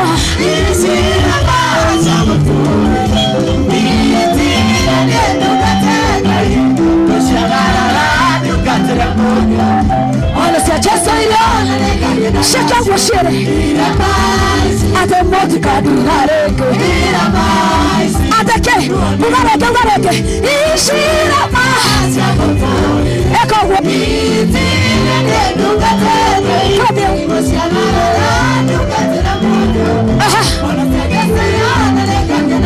shakawa ate moti kadurareke weka mikono mbili hivi sema uchungu uchungu kwa heri magonjwa kwa heri bye bye bye bye bye bye bye bye bye bye bye bye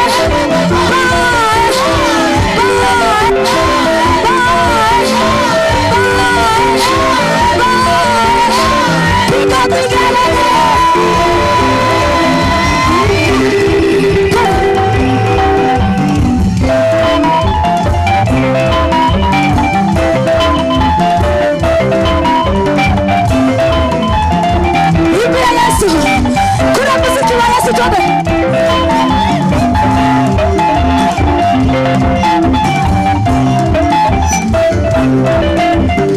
Weka mikono mbili hivi hivi, watu staruka kama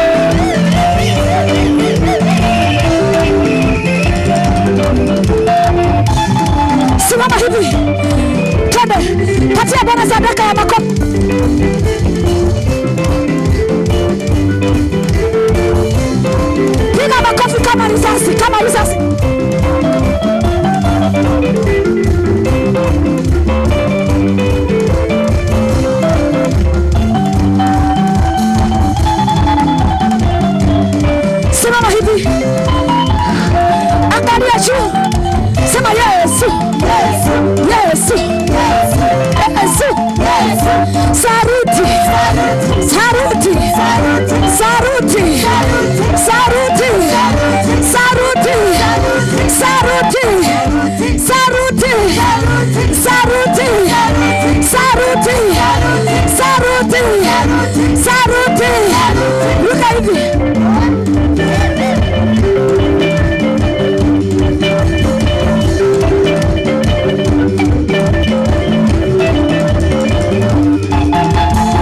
Cheza na kichwa, kichwa, kichwa.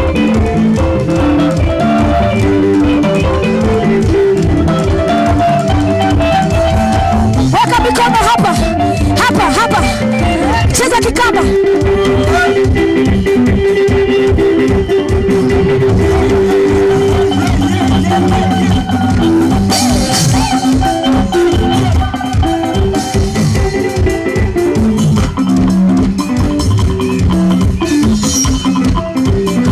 Nadakoti yenga yuako, nadakoti ya tata.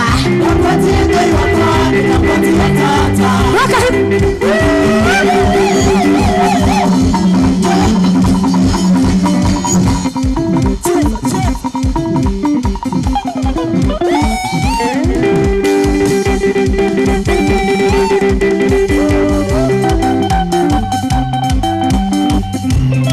Piga vigelegele. Shika hivi hivi, cheza piano, piano.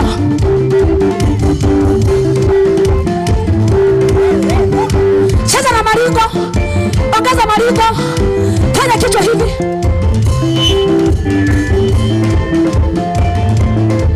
Inawa kidogo. Kaito, kaito, kaito. Pokea sifa. Twende. Shika gita. Shika.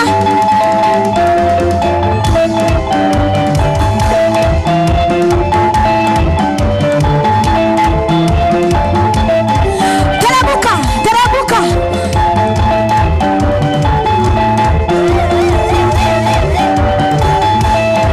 Inua, inua, inua, inua, inua. Buruta, buruta.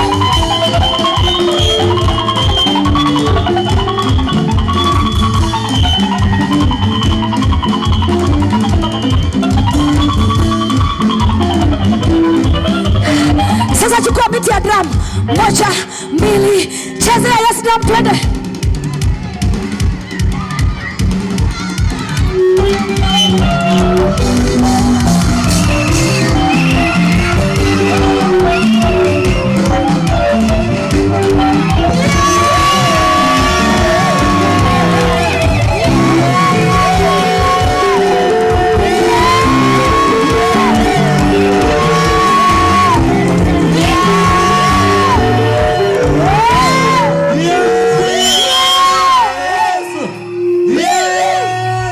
Shangilia Yesu.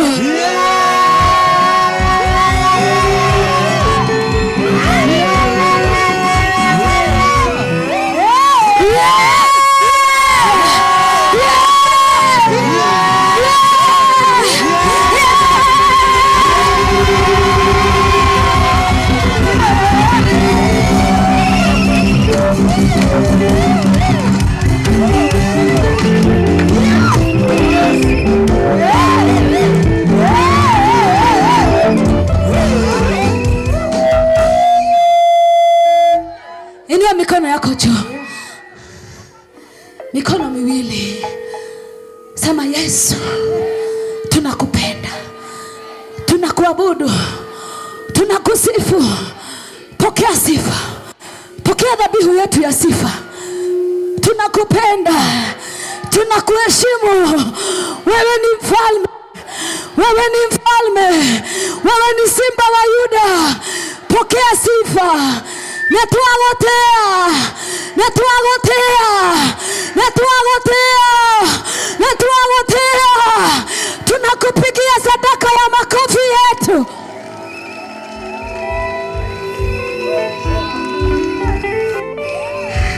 Hiyo sio sadaka, hiyo sio sadaka.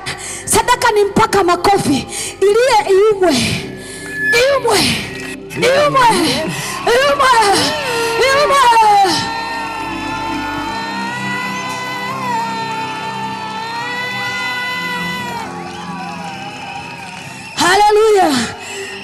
nataka tusikie neno.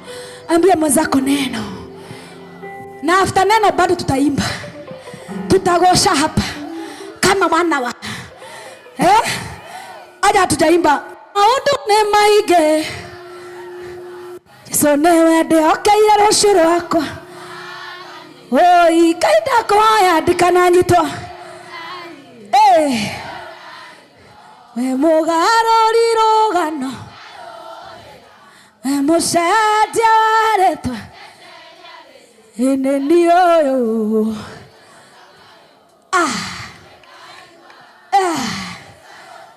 Kai.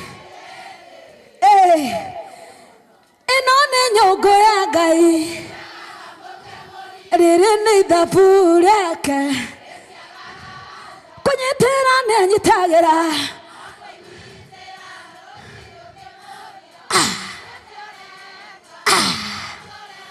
Sasa hizo na zingine zote.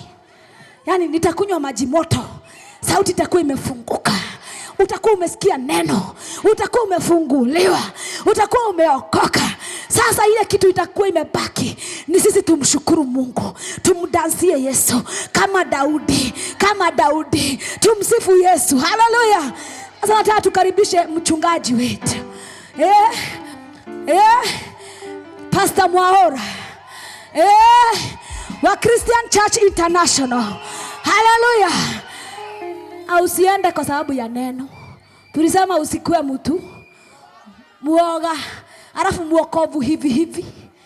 Muokovu hajui kama yeye ni moto ama yeye ni baridi. Unatulia unasikia neno. Ambia mwenzako mami, daddy, baba, mamu, sikia neno. Haleluya. Sasa nataka tusikize neno in style. Mtatupigia hiyo vyombo. Na sisi tutashangilia. Tutaruka. Tutakaribisha mji wetu in style. Nikihesabu moja. Nekereu. Neke murago ithia. Neke.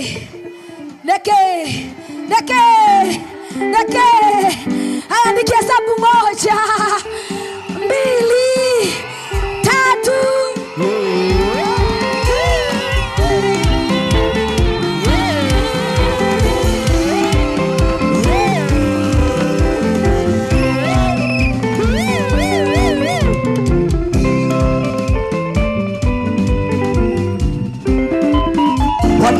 Bwana sifiwe. Inua mikono yako tupigie Yesu makofi mazuri. Pigia Yesu makofi mazuri. Pigia COGP makofi mazuri. Tafadhali usiende. Nataka tumlete Reverend Kefas. Tumpigie makofi. Kabla sijamleta niko na pasta wa kwangu na ametoroka mara kama hii wakati nilikuwa nakunywa pombe. Shetani ashindwe. Na hata kuna wakati nilikuwa nimeibiwa. Shetani ashindwe. Na kama Mungu alinirejesha kwa mke wangu, kama uko hapa na bwana wako ameibiwa, tangaza usiku wa leo tunamrejesha katika jina la Yesu. Tangaza mwenye ako na yeye asipate amani katika jina la Yesu. Mahali aliyopo tunawachilia moto, tunamkamata na moto, tunamrejesha kwako katika jina la Yesu. Bwana tukuzwe. Nafurahia Mungu kwa sababu nimeleta injili hapa. Nataka kukuletea Reverend. Kabla sijakuletea nikwambie kile ambacho kimefanya nikuje hapa na kuleta injili mahali hapa. Wakati nilisikia sauti ya Mungu, nilimwambia Reverend wangu ya kwamba Mungu amenituma mji huu. Na wakati huo nilikuwa na 500 peke yake. Mungu Reverend akaniambia fanya jinsi Mungu amekuelekeza. Nilipita hapa na 500. Nikienda kutafutia Mungu mahali pa kujenga madhabahu. Bwana tukuzwe. Leo hii sijarudi hapa na 500. Bwana tukuzwe. Nimepata mahali pa kujengea Mungu madhabahu. Tumenunua kwetu na 500 na diposa tumerudi mahali hapa kushukuru Bwana. Shangilia huyo Mungu wa 500. tangaza hiyo 500 ni wakati wa kuongezewa, ni wakati wa kuvuka mipaka katika jina la Yesu. Halo, halo, sema leo, leo hakuna pepo inalala. Tunakamata kila pepo, tunakamata ndoto mbaya, tunakamata wachawi, tunakamata waganga, tunakamata nguvu zote za giza. Sema leo ni usiku wa kukombolewa. Usitoke hapa, hizo mapepo lazima tuzing'oe katika jina la Yesu. Bwana tukuzwe. Sema sitasumbuliwa tena, sitang'ang'ana tena, hakuna nguvu za giza zitanivuga tena katika jina la Yesu. Nataka kuleta mke wangu ili nimlete Pastor Ruse. Kuja hapa mke wangu kwa haraka, tumpigie makofi, tumpigie makofi. Ni pastor wa kwangu, tumpigie makofi. Ngoja nisikize, kama hapo uko hapo na uko na bwana na anakunywa pombe, ambia neighbor usimwache kwa sababu ya pombe. Mimi nimekunywa, huyu mke wangu ameishi kutoroka miaka yote. Shetani ashindwe.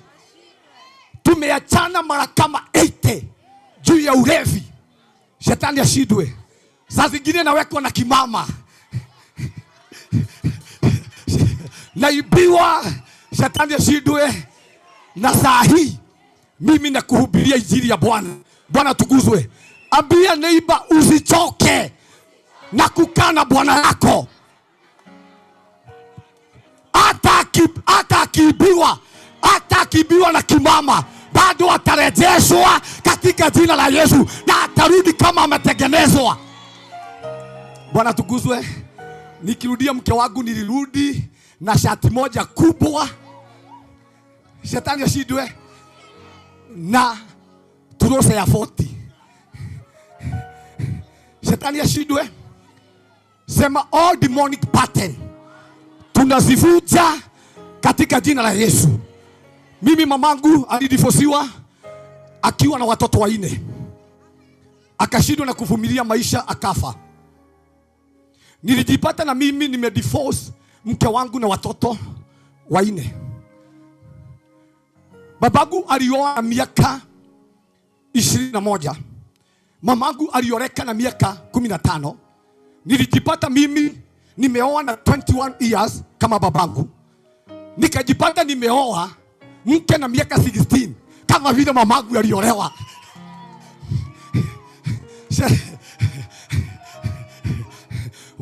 Shetani, sema kuanzia siku ya leo hakuna demonic pattern itanifuata tena katika jina la Yesu. Mimi nimekombolewa kutoka kwa laana. Nataka kumleta Reverend Kefas, wacha wasalimie. Si mrembo? Kama uko karibu na mzee, muulize sasa, unaacha bwana yako, bibi yako, unaenda wapi? Unaenda wapi? Unaacha mke Mungu amekubariki naye, unaenda kusurura, unakunywa pombe, unarudi karae. Unarudi karae. Shetani ashindwe. Mwambie tulia kwako. Wewe tulia kwako. Utarudi kama yule prodigal son. Tusalimie. Bwana Yesu asifiwe, watu wa Mong'etho. Haleluya. Amen. Kwa majina naitwa Pastor Mary Mwaura. Nimeokoka, Yesu ni Bwana. Bwana Yesu asifiwe. Nimekosa maneno ya kusema. Bwana Yesu asifiwe. Kwanza ni unatoroka mara ngapi? Kama 80. Namshukuru huyu Mungu juu amenitendea. Bwana Yesu asifiwe. Ukiuliza Reverend Kefas, ukiona akicheka, our ref anajua.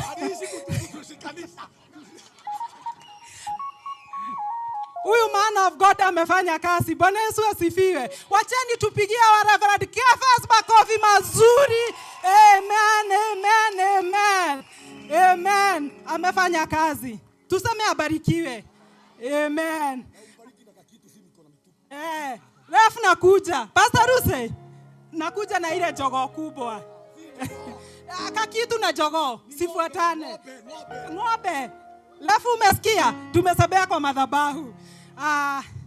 Watu wa Mong'etho tunawapenda sana, na ndio maana tumekuja kuwakilisha huyu Mungu. Bwana Yesu asifiwe. Shiro wa GP, I salute you.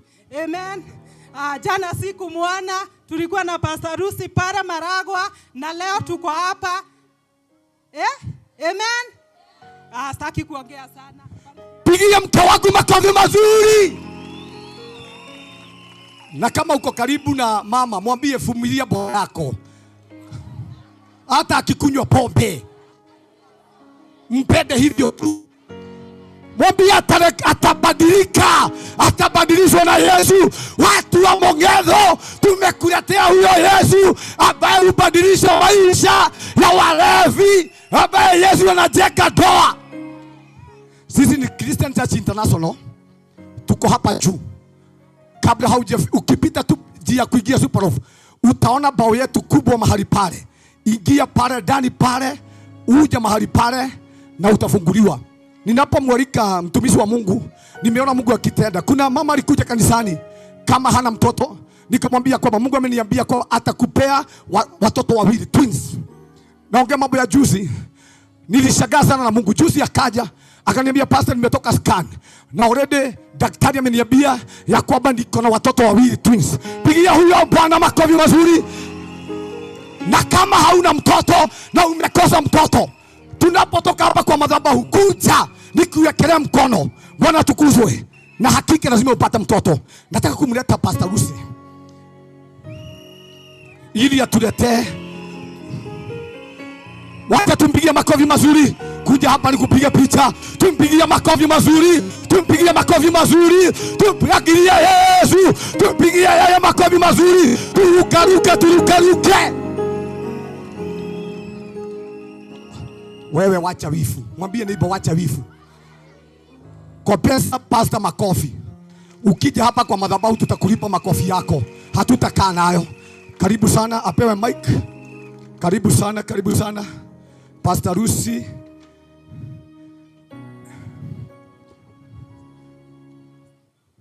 Amen. Bwana asifiwe.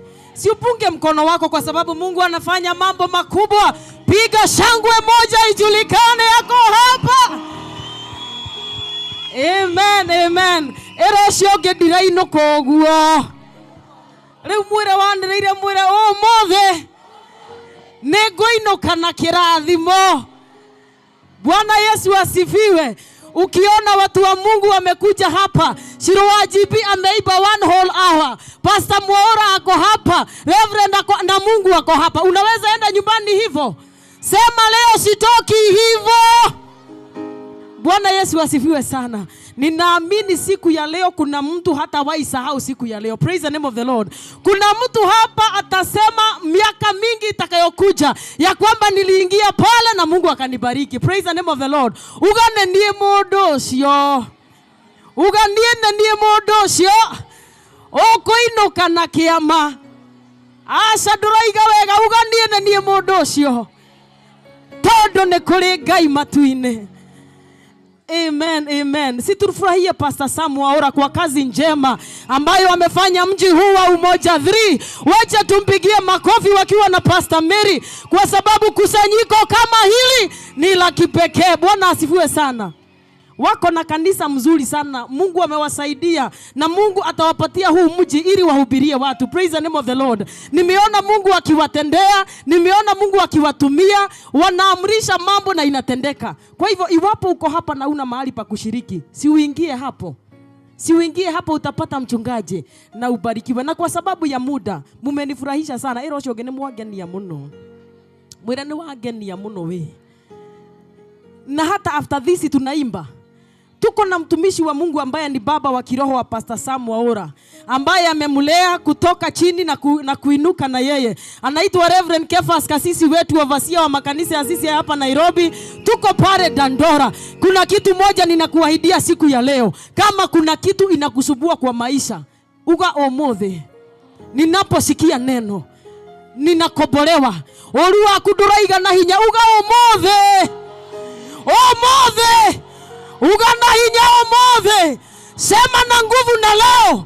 Kila kitu kinanisumbua, haki imefika mwisho. Praise the name of the Lord. Angikorwa ni wendete ndungata yake, kama unapenda watumishi wa Mungu, hebu inua mkono wako hivi. Alafu unipe tabasamu, angalau nione meno yako usiku, ukiwa unapeperusha mikono hivi yote mbili, ukiwa unapigia Bwana kelele ya shangwe. Leta mikono pamoja, tulete mtumishi wa Mungu, piga hiyo shangwe. Sherekea Mungu mpaka afike hapa, kwa jina la Yesu, amina. Amen. Tuwapigie makofi mazuri sana. Tupigie Pastor Mwaura makofi mazuri sana. Kama tumpigie makofi mazuri sana. Thank you so much. Tupigie Shiro makofi mazuri sana. God bless you. Thank you. Thank you so much. That was powerful. Tupigie watumishi ambao wako hapa nyuma makofi mazuri. Thank you. Reverend Kenyatta hako, nilipita hapa kwa gari mpaka akiwa kwa crusade hapa. Reverend Kenyatta bado wako? Tunafurahia Mungu siku wa leo. Nataka nitumie dakika chache kwa sababu najua Shuru anakuja hapa ili tubarikiwe. Na kuna kitu kinanijenga juu ya Pastor Mwaura. And Pastor Mwaura ameongea ukweli kabisa. Tulikuwa tumekosana naye sana kwa sababu alinipokonya mwanalika wangu. So akaja tulikuwa tumetoka kesha nikuwa mwanalika, kiongozi wa wanalika, alafu next day nikasikia kwamba amechukua msichana na ameoa. Bana furahia leo ya kwamba wote ni mapasta. Tuwapigie makofi mazuri sana. Na not only that, ameoa kwetu, huyo msichana ni wetu. So ameoa kwa familia yetu. Kwa hivyo akanikaribia zaidi kabisa. Na ukitaka kujua kwamba mahali Mungu anatoa watu, uliza Pastor Mwaura. Wakati alikuja nimuombe kuokoka, alikuja kuwa na mapepo yamemfuata, majini yamemwadama, ndege zinamfuata, anasema atakufa. Na nimefurahia kwamba kuna hii pati imesema kuweko na kimama.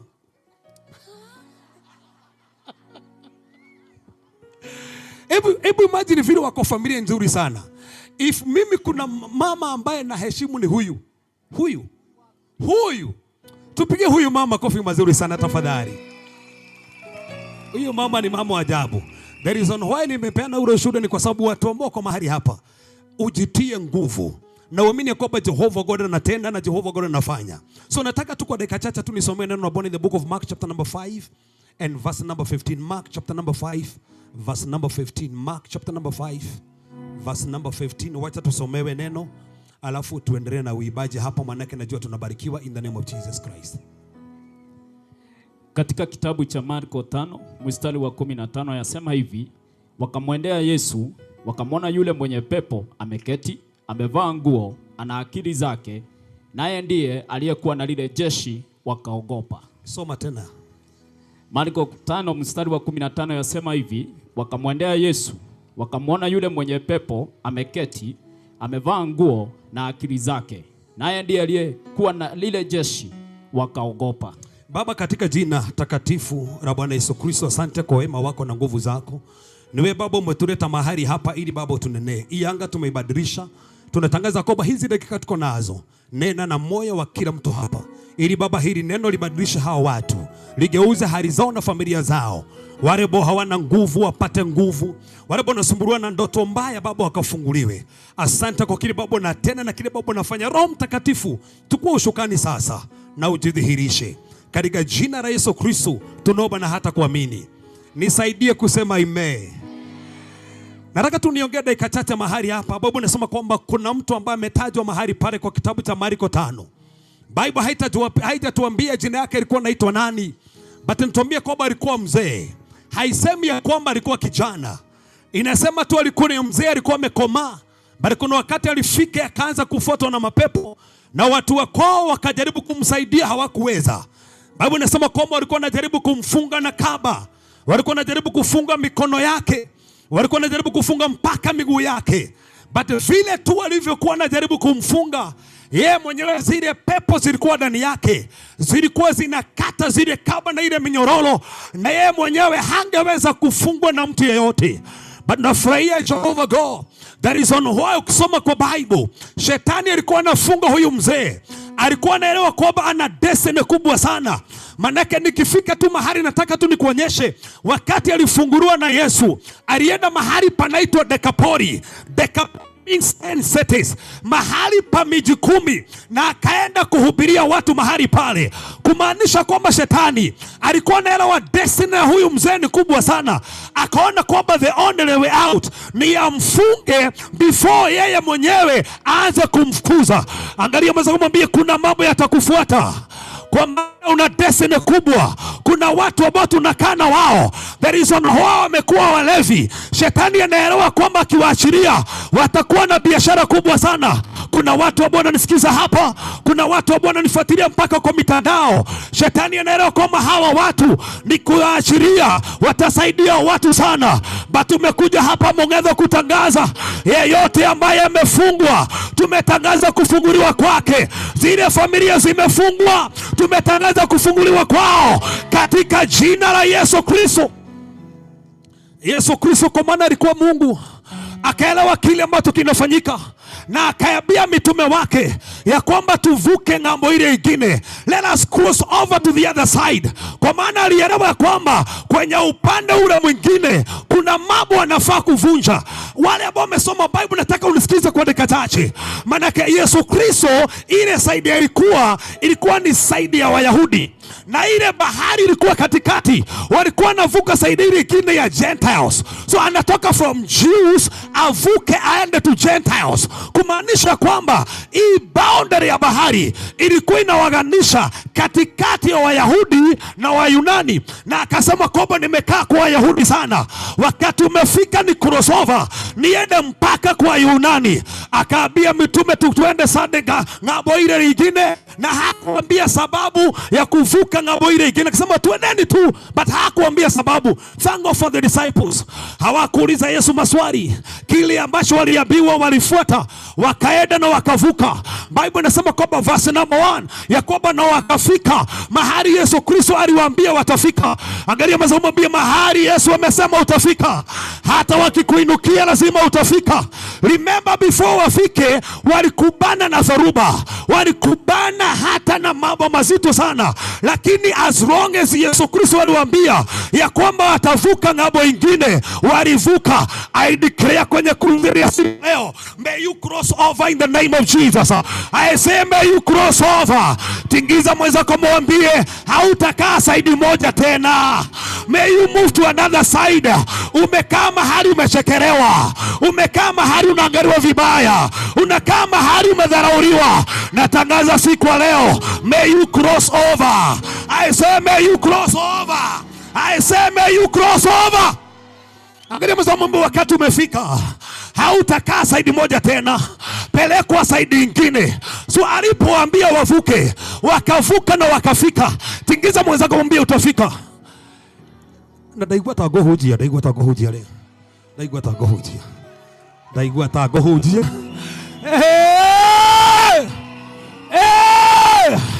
Angalia mwenzako mahali Yesu alisema utafika. So Bible inasema wakafika upande, na walipofika Bible inasema kwamba mahali walifika panaitwa Gadarin, Genesareti, Gasarin. Kulingana ile Bible unasoma, wacha tu watu na Gadarin. Angalia masomo bia Gadarin. Inanistua nikisoma Bible yangu. Maana the name Gadarin inamaanisha kwamba mahali pamewekwa ukuta. A walled city or a fenced city, ni mahali pamezunguka, kumaanisha kwamba hakuna kitu ambacho kilikuwa kinafaa kuingia. Kile kingine kinanistua, the name Gadarin means, nisikize, mahali pa kondoo. Nataka unitegee. Gadarin inamaanisha mahali pa kondoo. Bado ukisoma Bible hakukuwa na kondoo, kulikuwa na nguruwe.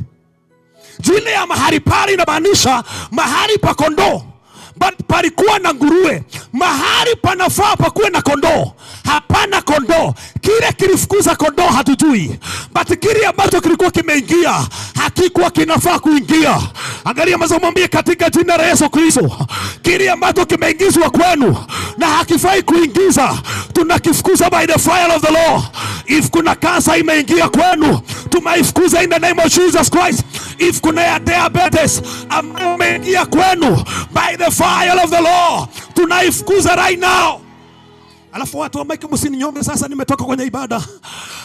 Angalia mwambie kuanzia siku ya leo, chochote kimeingia kwenu na hakifai kuingia, mwambie tunakiondoa. Mwambie tumekiondoa. Mwambie tumekiondoa katika jina la Yesu. So nguruwe hazifai kuwa Gadareni. Manake the name Gadarene ni mahali pa kondoo, lakini nguruwe zilikuwa zinaingia. Hazifai, iko sawa, haifai kuingia mahali pa kondoo, but ilikuwa imeingia. Kondoo zikatolewa, nguruwe zikaingia. Angalia mwambie kila nguruwe imeingia kwenu. Nguruwe zote zimeingia kwenu. Leo tumekuja kuziondoa. Mwambie nguruwe za kukataliwa lazima ziondoke. Nguruwe za madeni lazima ziondoke. Nguruwe za ulevi lazima ziondoke. Nguruwe za ndoto mbaya lazima ziondoke. Nguruwe za kung'ang'ana lazima ziondoke. Hey! Hey! Hey! Angalia mazambia kile kimeingia.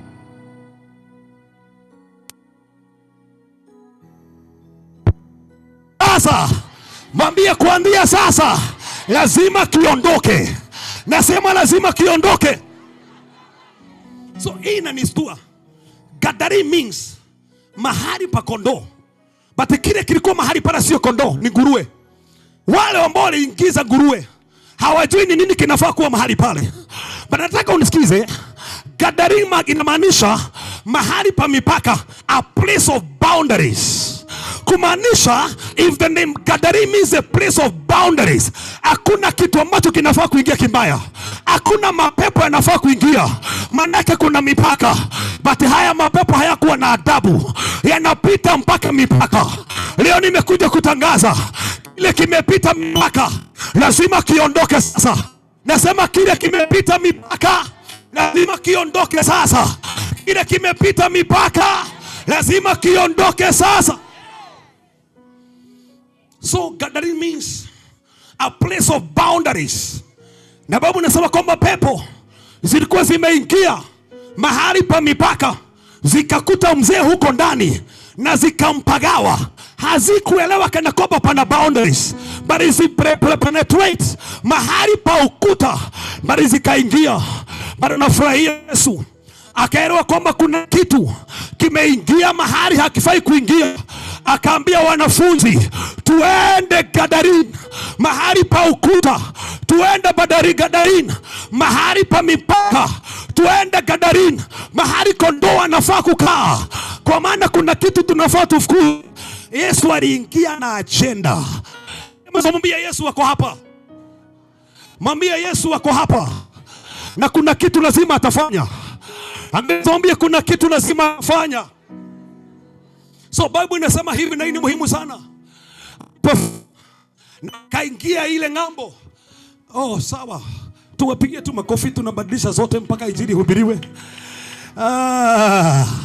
Mwambie lazima injili hubiriwe. Angalia mwambie hakuna kitu tunabakisha ambacho kimeingia kwenu. Lazima kiondoke in the name of Jesus Christ. Chochote kinafinyilia maisha yako lazima kiondoke. Yesu akafika Gadarene. Huyu mzee hangeweza kuomba ili sasa mapepo yaondoke, bali Yesu Kristo akaingia. Na Yesu Kristo aliingia, kuna kitu ambacho kinanijenga. Alipotoka tu kwa bahari, I thank God, alipotoka kwa bahari akakutana na mwanaume. Na Biblia inasema kwamba huyu mwanaume hakuwa anakaa kwa nyumba, na alikuwa anakaa uchi. Huyu si mtoto, huyu ni mwanaume, but alikuwa anakaa uchi. Angalia mwambie mwanaume na alikuwa anakaa uchi. Imagine mwanaume na uchi. Mwanaume na uchi. Zimeamua lazima. Hizi ni pepo zilikuwa zimeamua ya kwamba zitamwaibisha kila mahali. Salimia mwambie kuanzia siku ya leo hautaibishwa tena. Natangazia familia ziko hapa, familia yenu haitaibika tena. Watoto wako hawataibika tena. Marafiki wako hawataibika tena. Hautaibika kibiashara, hautaibika kimasomo. Mtingize mwambie hakuna aibu tena. Imagine alikuwa anatembea uchi. hana nguo na ni mzee. Reverend Manase, imagine mzee na kouja anatembea, alafu anatembea mbele ya watoto, pepo zinamwaibisha. Leo nimekuja kutangaza hapa kwa Mong'etho, watu wa Mong'etho hamtaaibika tena, na wa Mong'etho hamtaaibika tena. Alikuwa anatembea uchi, na babu nasema kwamba hangekaa kwa nyumba. Yeye mwenyewe alikuwa anakaa kwa makaburi. Thank God, kiza nao. Alikuwa anakaa kwa makaburi. Kwa makaburi ni mahali kwa watu ambao wamekufa. Don't forget that. Kwa makaburi ni mahali hapana tumaini. Kwa makaburi ni mahali pa uchafu. Kwa makaburi ni mahali pa mambo yote yameisha. Mapepo yalikuwa nampeleka kwa makaburi, akae kwa makaburi. Remember wakati alikombolewa, alienda kuhubiri watu watoke kwa dhambi, kutoka kwa kufa kwa dhambi, wafufuliwe. Bali shetani alikuwa amemweka kwa kaburi, mahali hapana tumaini. Najua kuna watu ambao wananisikiliza hapa, mahali shetani amemweka ni mahali hapana tumaini. Leo nimekuja kutangaza hautakaa kwa kaburi tena. Nasema hautakaa kwa kaburi tena. Kuna watu ambao mpaka wa leo kila time wanaota na watu ambao walikufa. I remember kuna time tulienda kesha moja, wakati tulienda kuongea, tulienda kwa that kesha, alafu wakati watu walikuwa nasifu, mahali tulikuwa tumekaa, Roho wa Mungu akatunenea, yule kijana ambaye anatabiri mahali pale amefungwa na roho ya kaburi, na tuende tutangaze ya kwamba akombolewe. Remember, sisi ni wageni, sisi tumealikwa kwenye kesha. Sisi sio kwetu, hatujaitwa kama wahubiri. By the way, that time hata sikuwa nimefanyika pastor, na tukaenda kwa kesha.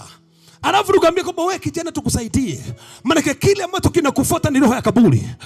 Wale mapasta ambao walikuwa mahali pale wakatuambia kwamba hatuelewi kile ambacho tunasema, wakatunyanyua juu hivi tukatupwa na huko nje. Lakini hata tukua tumenyanyuliwa, tukua tunaambia kwamba huyo mtu anafuatwa na roho ya kaburi, kuna kifo kinamwandama. Angalia mzomwambia hakuna watu wakona watajiua tena. Nasikia hapa wakati naongea kuna watu ambao walikuwa wamepanga kujiua katikati ya hii wiki, na before ujiue Baba amekuleta kwa hii meeting. Tumetangaza by the grace of God, hiyo roho ya kifo tumeiondoa.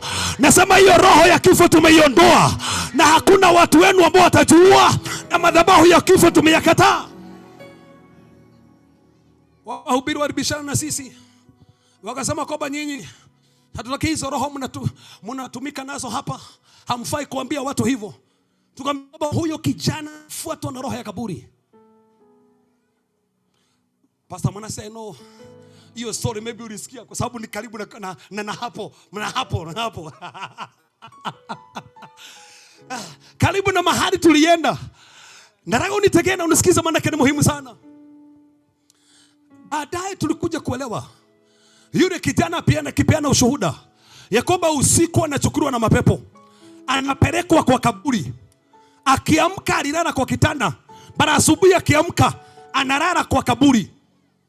Alilala kwa kitanda usiku, baada asubuhi yako kwa kaburi, na hakuna mtu ambaye amempeleka kwa kaburi. Sisi hatukuwa tunamjua, tulikuwa tunataka kumsaidie, but wale wahubiri walikutukataza tumsaidie. Finally alijiua na akazikwa. Tulienda kwa meeting kama hii mahali Kambe, wale bwana juu Kambe, huko ni kwetu. Shuru kuna time tulimuita huko, akazunguka hapo mahali mlienda mkaimba. So tukaenda mahali pale hivi.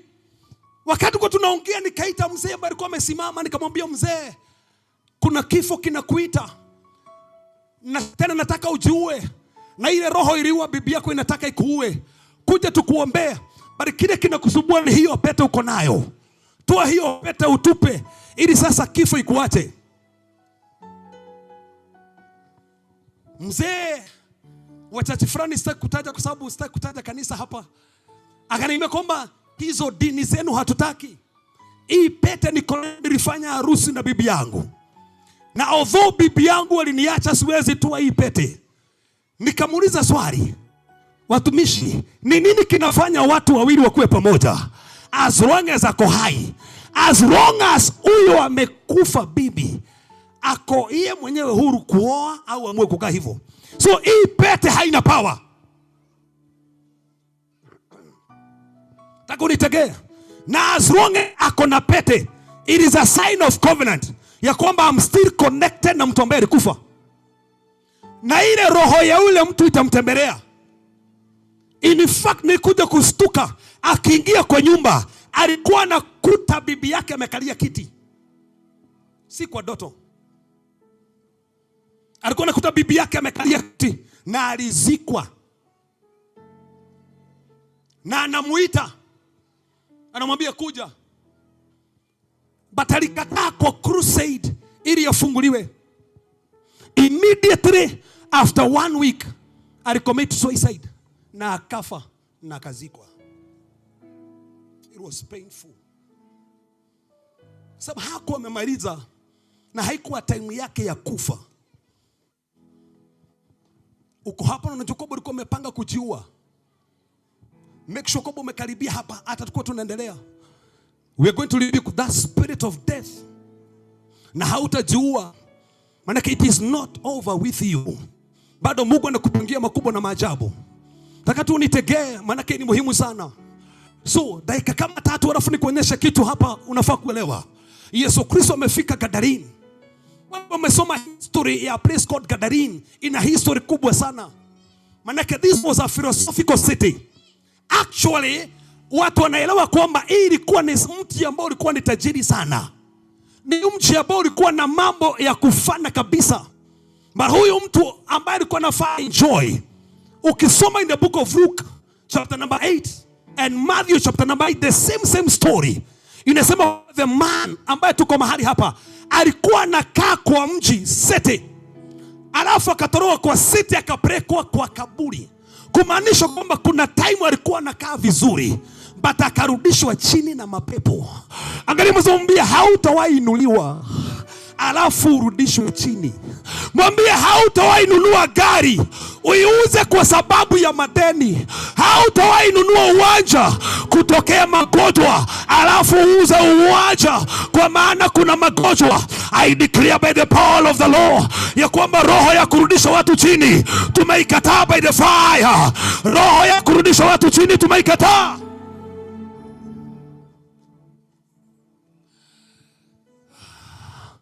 Imagine Pastor Shamunga Wajiro hapa CCI. Imagine uinuliwe ujenge nyumba za ghorofa. Alafu pepo zikurudisha chini. Angalia mzoma kumwambia hii ni madharau. Mwambie hii ni madharau. Mwambie vile baba na kuinua kalamata kabagasha. Mwambie hautawahi rudi chini tena. I don't know who am I talking to right now. Baba akikuinua hautawahi rudi. Hautakuwa Nairobi urudi Geshagi bila kitu. Hautawahi Jehovah God. Alafu watu wao wanasema hawa walikuwa na pesa, hawa walikuwa na mali, hawa walikuwa na fanikiwa. I know by now you understand. Hata kuna watu wanasema kwamba walikuwa na hubiri. Kuna watu wanasema kwamba hawa walikuwa juu sana. Sababu shetani amechukua nafasi, amewaleta chini. Na Biblia inasema hivi, Yesu Kristo alipotoka kwa bahari, although huyu mzee alikuwa na pepo na alikuwa anakaa kwa kaburi, wakati Yesu Kristo alifika kwenye ile eneo, anga ikabadilika. Angalia mzombi, anga ikabadilika. Although alikuwa na watu na mapepo, akatoka kwa kaburi, akaja kwa bahari ili wakutana na Yesu. Yani alivurutwa na uwepo. Alivurutwa tu. Biblia inasema kwamba aliona Yesu kwa ubari. Ndivyo Biblia inasema alimuona Yesu. Kile kinanijenga ni ya kwamba ukimuona Yesu lazima kukuwe na utofauti. Nasema ukimuona Yesu lazima kukuwe na utofauti. Mapepo alikuwa amefinyilia huyu mzee kiwango ya kwamba alikuwa anakaa number 1 kwa makaburi, namba 2 kwa jangwa mahali pamekauka, namba 3 kwa milima. Biblia inasema kwamba kila wakati usiku na mchana alikuwa anakaa kwa milima, alikuwa anapiga nduru, alikuwa anapiga nduru. Wanaambia watu if haujawahi nyongwa na pepo usiwahi tamani kunyongwa na mapepo. Una nyongo mpaka una meza? Mimi nilikuta kwetu, wala bwana jua nipeana historia yangu, nilikuta kwetu kisubura na mapepo, na nimekuta kwamba nikinyongwa na mapepo, mapepo na kupigisha mpaka nduru.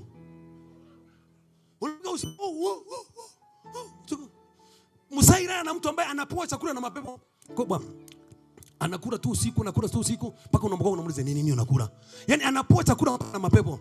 Yaani mapepo yanamfeed mpaka usiku. Mpaka usiku.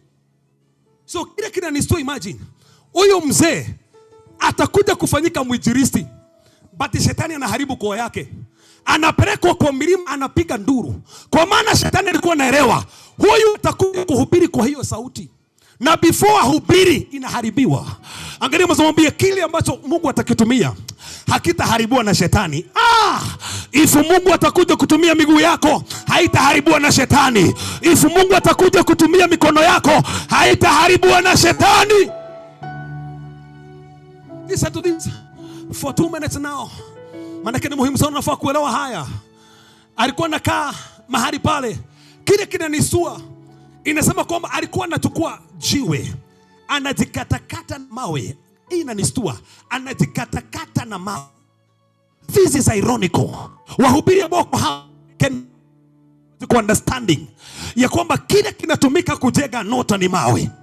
So haya mawe yalikuwa nafaa ya jenge ya nota yote itumike to set free this guy.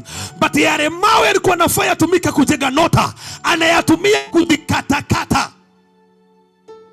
Anajiweka vidoda, anamwaga damu. Na niye anajiweka vidoda. Shetani alikuwa anataka akuwe na vidoda na damu. Hataki akae akiwa hana vidoda. Anaipray kwa watu ambao kwa mahali hapa na kuna vidoda umewekwa. Maybe ulikuwa kwenye relationship ukawa na kidoda. Ulikuwa kwa biashara ikaanguka, kuna kidoda. Ulikuwa unafaa kusoma alafu kaacha. There is that wood. Huyo mzee alikuwa anajiweka vidoda kwa mwili wake. Na si kupenda, ni mapepo. Anainuliwa kwa mlima. In fact kile kinanistua. Bible haisemi kwamba alikuwa anapiga nduru kwa jangwa. Inasema kwamba alikuwa anapiga nduru kwa milima. Hizi pepo ni mbaya. Zinamwaibisha kwa mlima. Ukiwa kwa mlima alafu upige nduru, utasikika sana. Pepo zinataka sikike vibaya sana mahali pale. Kila mtu amsikie kile kinaendelea. Yesu Kristo alikutana na yeye. Yesu Kristo kuna kitu ambacho alisema. Alifukuza ile roho ambayo iko ndani yake na akaiambia itoke. Wakati alifukuza na akaiambia itoke, hii ndio ya muhimu, ndio namaliza nayo hapa. Alipofukuza pepo na akaiambia itoke, zile pepo zikaanza kujitetea. Yaani pepo zilikuwa zinajua mpaka Yesu. Tumuuliza Son of God, kwani tuna issue na wewe? Usitutoe hapa, usitupeleka kwenye lile shimo la kuzimu. Ndivyo zilikuwa zinajitetea zenyewe.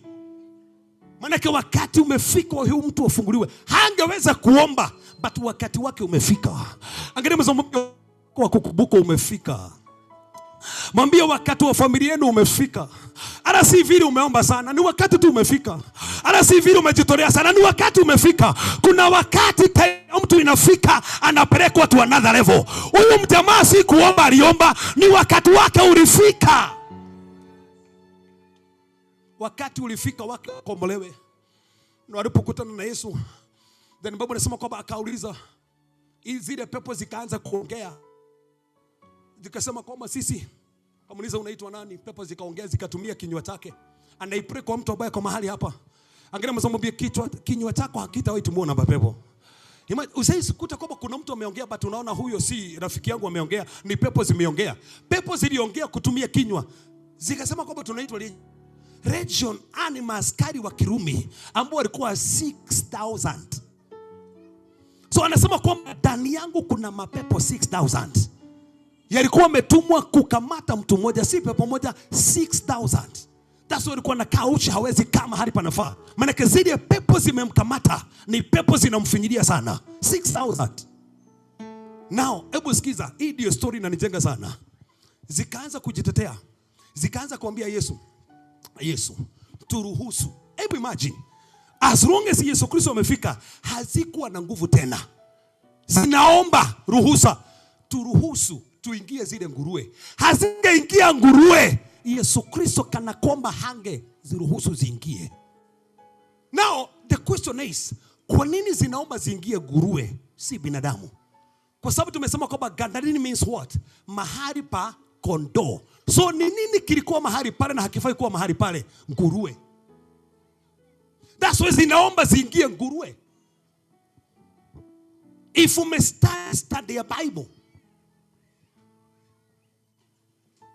about 330 BC to 333 BC, time we Alexander the Great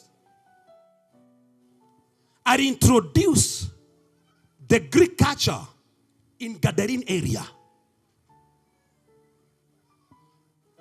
Na watu ambao predecessor walimfuata wanga anota ya miungu inaitwa Zeus in that area Gadarene, kwa wanaichinjia nguruwe kama sacrifice.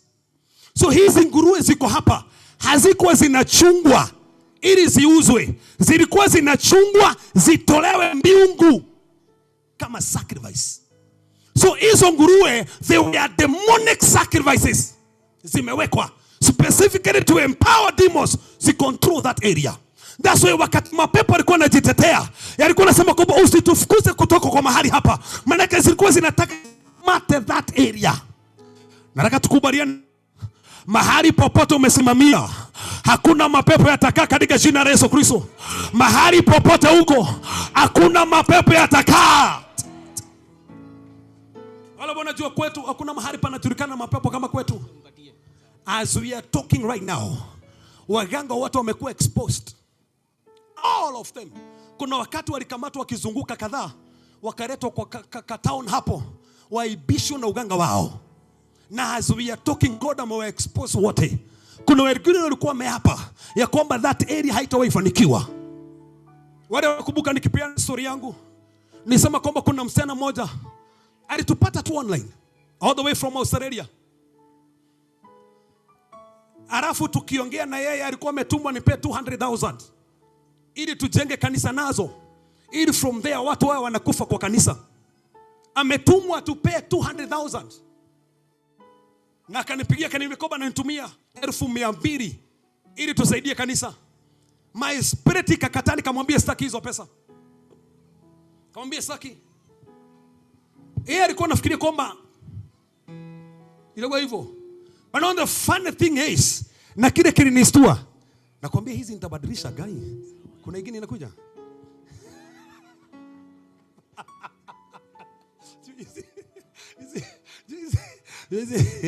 Hizi zinakuja kabisa. Akaniambia kwamba yeye mwenyewe kwa alizaliwa kama mganga. Nataka unitegee. Akapiga picha kwa mgongo wake. Mgongo wake alikuwa amecholwa nyoka. Na akaniambia kwamba yeyote ambaye ameitwa after jina yake kwa wote ni waganga. Na akasema kwamba village ya kwa hakuna mtu ambaye anaweza fanikiwa kwa sababu anawaweka wote kwa hii nyoka iko kwa mgongo. Capture the whole village, ameiweka kwa nyoka kwa mgongo. Wala kwa sababu mpaka hizo video mpaka wale ziko YouTube unaweza ziona. Nilionyeshana mpaka zile vitu alikuwa anatumia. Mpaka zile vitu alikuwa mpaka na kwa nyumba, alikuwa anaituma iue watu. Anaicommand iende iue watu. Na akaniambia kwamba kwa sababu ile assignment nilikuwa nafaa kufanya kwako imeshindikana. Right now nitafanya mtoto wako agojeke immediately na akufe. Tunaongea kwa simu. Akaniambia kwamba immediately ataua mtoto wangu. And it was not a joke. That time nakumbuka tulikuwa kanisani hapo nje. My wife akanipigia simu. Akaniambia kwamba nikana kwamba mtoto wangu ameanza kugojeka immediately. Yeye hajui tunaongea na mtu ambaye ananiambia kwamba anataka kuua mtoto wangu immediately. Sister ako Australia. Hatujuani na yeye. Sister from Kirinyaga. Nikaona kwamba this is serious. Sitaichukulia kwa mzaha. I told God, Father, in the name of Jesus, I release your fire right now. Immediately mtoto alipofunguliwa, mtoto wake akazirai na akashindwa kuongea immediately, na akawa hawezi kutembea, na akarashiwa kwa hospitali Australia immediately. I know if unanifuatilia unajua kile kilifanyika. Nikampigia simu nikamwambia kwamba lazima usarede kubali Yesu. If not that, utajua Mungu kile ambacho huwa anafanya. Akaniambia kwamba siamini ni wewe umefanya mtoto wangu akuwe hivyo. Nikamwambia right now, ili ujue Mungu anatenda, pigia daktari simu muulize, mtoto wako ameamka na ametembea na anaongea right now. Immediately akampigia simu, akaambia kwamba hatujui kile kimefanyika. Mtoto ameanza kuongea na mtoto ameanza kutembea. Immediately ameanza kutembea na ameanza kuongea. Akaniambia kwamba kwa nini hivyo? Akasema kwamba nataka kukubali Yesu. Nikamwombea ili aokoke na badilike. Now the funny part ya kwamba walipookoka, mamake ni mtu mashuhuri sana hapa Kenya. Sitaki kumtaja sababu ni mtu tajika sana hapa Kenya. Ilibidi atoke Kenya aende mpaka Australia, aambie msichana wake asikubali kuokoka, kwa sababu yakiokoka watakuwa maskini. Kile kimefanya wakuwe matajiri ni kwa sababu ya madhabahu ya nyanya yao, ile sasa wanafuatana nayo na inawasaidia. Akamwambia sikubali kuokoka. Sisa akanipigia simu akaniambia nederi shoko kuhonoka. Nikamwambia kwamba kile tumeomba. Anasema kwamba hapana, nimeachana. Sasa akawa ana toss between two opinions. A stick kwenye kufuata Mungu au akae kwenye kufuata haya mambo. Nataka unisikize historia alafu mimi nimalize sitahubiri tena hapa.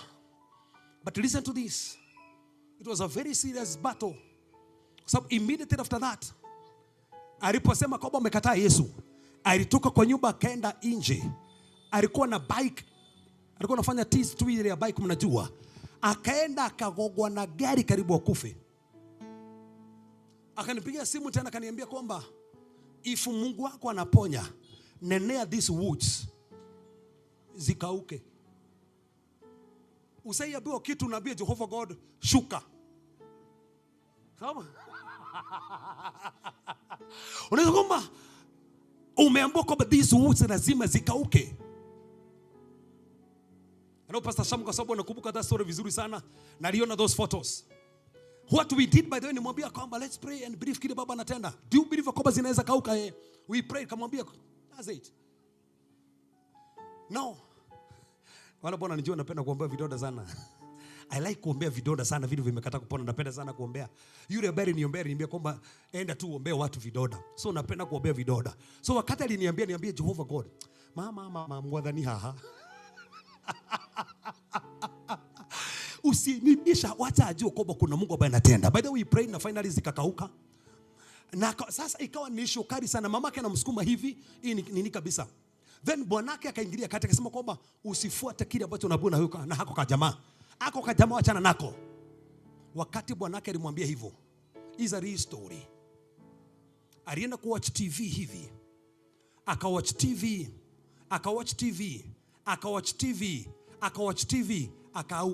akakauka and he died.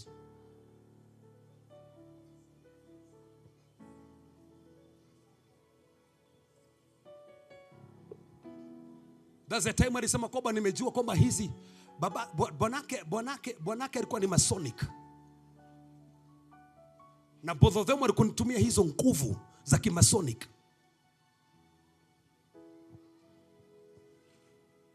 Bado mstana yakabaki na akasema kwamba nataka kutumikia Jehovah God. Nataka tu wale ambao wako bari karibieni. Tunataka tu niombe tu ombi moja hapa. Nataka tukubaliane siku leo, maybe tumetumwa kwa ajili ya mtu mmoja. Huyu mzee wakati alikutana na Yesu alikuwa uchi. Bado wakati pepo zilitoka.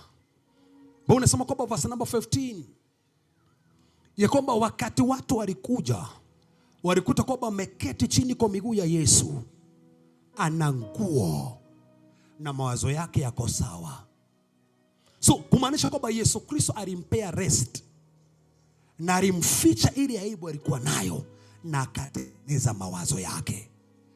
Yeyote ambaye anakutana na Yesu Kristo anakuficha aibu yote, anakupea pumziko. Na Yesu Kristo kingine ambacho huwa anafanya, ana make sure ya kwamba mawazo yako yako sawa. If kuna kitabu kimoja tangu nimeandika kinaitwa Uncaged.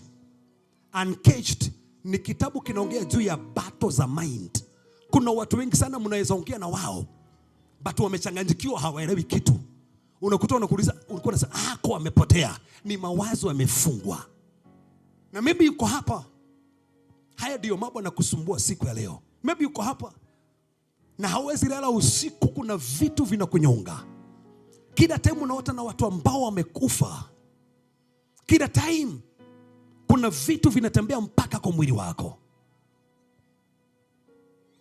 Kuna ugonjwa umekataa hospitali. There are some issues zinakuwa they are demonic. Niliambia watu wakaona kitu ambacho ilikuwa ni kama haikuwa inaeleweka. Siku moja mtoto wa babago mdogo alikuwa na issue ya tumbo, ilikuwa inamsumbua sana. Anasokotwa na tumbo, hata akipewa dawa hawezi pona. Na wakati nilimuuliza siku moja, tukua huku town, that time tukua tunakaa Kariobangi North, tukatoka nje, nikaona vile anasumbuka, amepewa dawa hawezi pona. Nikamuuliza, do you believe kwamba baba anaweza kuponya? Akasema yes. Then after maombi, what happened? Alitapika konokono life na ikaanza kutembea, and that was the end of that situation ambayo ilikuwa inamsumbua for so long. Maybe tumetumwa siku leo hapa. Maybe the reason why Pastor Mwaura amepanga huu mkutano kwa ajili ya mtu mmoja tu ambaye amesumbuka forever. Maybe umengangana forever, but Jehovah God anataka kufungua maisha yako. Leo ni siku yako. On Friday hapa, wakati niliongea, wakati nilikuwa namalizia maombi, nisema kwamba tulienda crusade hapa Toto, tukafanya mkutano. Mama mmoja ambaye hakuja hata kwa meeting, alikuwa kwa duka, alikuwa anatusikiza kwa duka. Wakati tulianza kuombea watu, akaamini kwamba baba atamponya. Aliponywa kuwa ndani ya duka hapo ndani. Jehovah God anaweza kuguza ukuwa mahali popote pale na change your life. You are there. Shetani hataki utumikie Jehovah God. The guy alibadilishwa na akatumwa Decapoli for mission. Akahubiri kwa 10 cities. Sasa anatoa watu kwa kaburi ya dhambi, anawatoa kwa milima ya demonic government, anawaleta kwenye milima ya Yesu. You are here today. Na kuna maroho yamekusumbua. Pastor ametuambia kwamba kwao kulikuwa na pattern. Yeye anajua.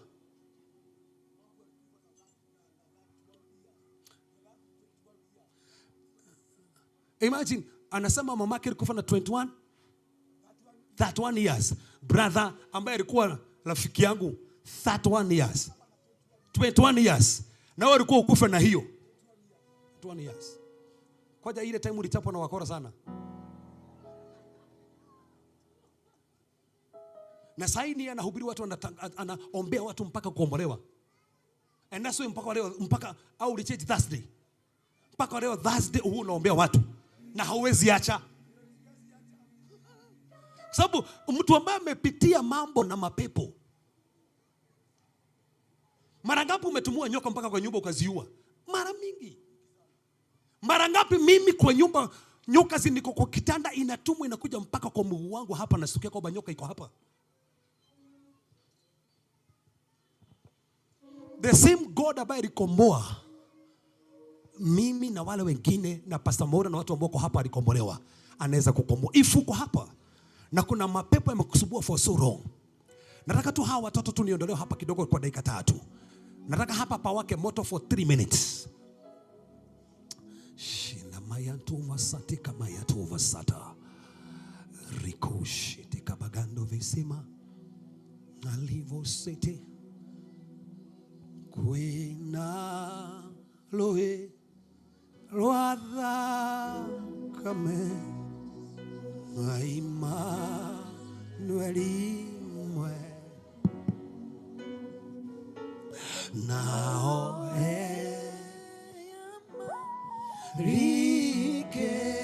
rikechoro madiraga ekofyo kwena roe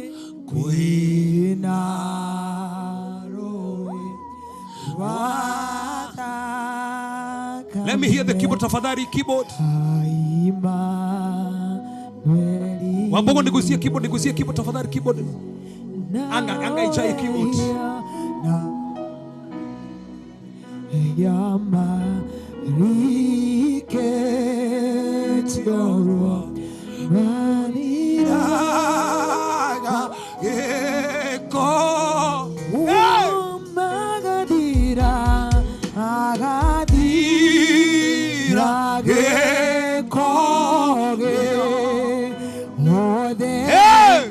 magadira eko defio now yama riketioro madira rage kofio moishi wa bane yona Jesu ne akeni yonera kameno. If kuna maroho imekusumbua, kuna patterns zimefuata kwenu, kuna magonjwa ya kansa yamefuata kwenu, kuna magonjwa ya asma, kuna magonjwa ya diabetes, na unaamini kwamba leo ni siku yako, hauwezi lala usiku vizuri, kwa maana kila wakati unasumbuka, kimbia hapa tu. Baba anakukomboa siku ya leo. Kimbia hapa. Haya mambo hayatakusumbua tena. If kuna magonjwa yamekusumbua kwa muda mrefu, kimbia hapa. If ulikuwa unapanga kujiua, kuja hapa. Baba anakuponya siku ya leo. If kuna mambo yameguza mpaka mawazo yako, kimbia hapa. If kuna kidonda kimekataa kupona, ulienda ukafanywa operation na kile kidonda kimekataa kupona, na run after maombi ya siku ya leo, jiangalie tomorrow morning itakuwa imekauka by the grace of God. Endelea kuingia hapa. Usiangalie rafiki yako. Unaweza simamia kwenu, unaweza simamia familia yenu, watu wenu wakombolewe na watu wenu wafunguliwe. If unafuatwa na epilepsy, if unafuatwa na epilepsy, ingia hapa. Epilepsy, kimbia tu hapa, Baba nakupona. If unafuatwa na dementia, hata haya magonjwa ambayo yanakaa very strange, leo Baba nakuponya. Leo Baba nakuponya, kimbia tu hapa. Pasamona pewe maika hapa, pasamona pewe maika hapa. Nataka kufanya hii kazi hapa pamoja hapa. Leo shata katana maya zote katama ya toza haraba. Sheteka pama ya toza katama. Maiki moja. Leta tu maiki moja tu hapa. Kimbia tu hapa. Unasumbuka mpaka kwa nyumba, unafika na kwamba utatoroka na haujui uende wapi. Bali kuna roho inakuambia utoroke na uende. Kimbia tu hapa, kimbia tu hapa. Shatata marata vosete kapara mayata. Shetete kapara mayatoza. Sheteta kapama yatoza ka. Vete kapara mayazote katamayata. Sheti paranato vose kata. Eviri paratari ya matoza kataya. Shamanto vehete kereda hazo pikatanda. Repekete katara mayaka. Eripre katama ya tore da haza. Shamata vari hazote kata. Rete kete ketereba. Iva haro hosea. Era hatomaza. Baria vosete kata. Izoti ya tata. Aropri katari da hazikata. Irapia zeta. Ay paria desa. Ropia zete kata. Na maundu maria makoretwo magikugia na hena mundu wi haha kuma ndagika ino akoretwo agithumburwo ni nda yake na akaigua nda yake ni ta kindu kirathie nda yake uka haha na Ngai ni gukuhonia ndagika ino.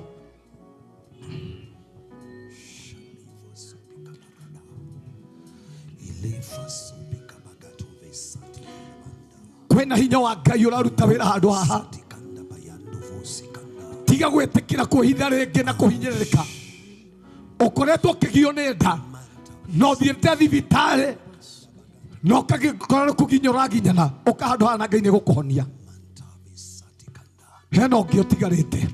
Kimbia tu, kimbia tu, kimbia tu, kimbia tu. Kimbia, kimbia, kimbia. Huu ni wakati wako. Huu ni wakati wako. Kimbia tu, kimbia tu. Usikubali kukaa na hiyo shida tena. Yes, kimbia tu. Kuja hapa.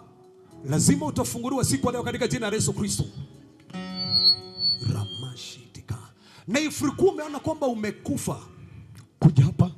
Kimbia tu hapa. Ulikuwa umeota na si mara moja umeota kwamba umekufa na umekuwa ukihofia usikufe. Hata wewe kimbia tu hapa, kimbia tu hapa. Leo ni siku yako. Lazima Baba atende kwa maisha yako katika jina la Yesu Kristo. In the name of Jesus. Yes. Rosa tahambozo. Kuna wengine wamebaki. Kuna wengine wamebaki. Usikubali kutoka hapa kama umefungwa. Kuja hapa uamini Mungu. Kuja hapa, kuja hapa. Roho Mtakatifu wa Mungu anasema bado kuna wengine wamebaki. Mama, usikubali kukaa pale na ile shida. Kuja hapa. Uamini nguvu za Bwana zikuponye. Unajua kwamba mguu wako wa kulia kuanzia hapa kwa waist kuna kitu si kugojeka, kuna kitu huwa inakuja kukamata mguu wako. Na ikikamata mguu wako the whole of that side inakaka na kwamba umekauka. Unashindwa mpaka na kutembea. Alafu inakuachilia. Huwa inakamata hapa na ikukamata hiyo kitu inakaka na kwamba umekamata the whole of mguu wako. Unashindwa mpaka na kutembea. Hata wewe make sure kwamba right now Baba anafungua mguu wako, kimbia hapa. Inakukamata alafu inakuachilia. Make sure kwamba umekimbia hapa. God is going to heal you right now in the name of Jesus Christ. Shripa kama yantova zoriza tohatoba. Arupa katamazea rabahasu Torizo tohataba. Vamita karabahasu bigatari. Ozoto rianaba. Arifrahasu bigatari na hazuka. Roko tabahazabu. Amparabizo kutugahasa bigatari. Zoto ribahandaba. Amanto vosoprigahaya. Vozoko ribahanda. Aria parahavu sitish. Sokote habaga. Vamita harabisha. Mwana arari okaha akokotuko okureto kiguo no kaigua watu koinama okaigua ginya ndongeta koinamuka no kaigua mwena waku wa motho okaigua nita mwili waku netora paradise. Kuja hapa, kuja hapa, kuja hapa. Kama kuna mtu kama huyo kuja hapa. Na Roho Mtakatifu wa Mungu anasema kuna mtu kama huyo. Unasikia ya kwamba ukiinama hivyo unashindwa na kusimama, na unasikia ni kama pande yako ya kulia ni kama imeganda. Kuja hapa, Mungu akuponye saa hii. Alafu kwenye kitofu chako kuna kitu huwa inakamata kitofu. Huwa unasikia kana kwamba kitofu chako kinavurutwa. Huwa unasikia kana kitofu chako kinavurutwa.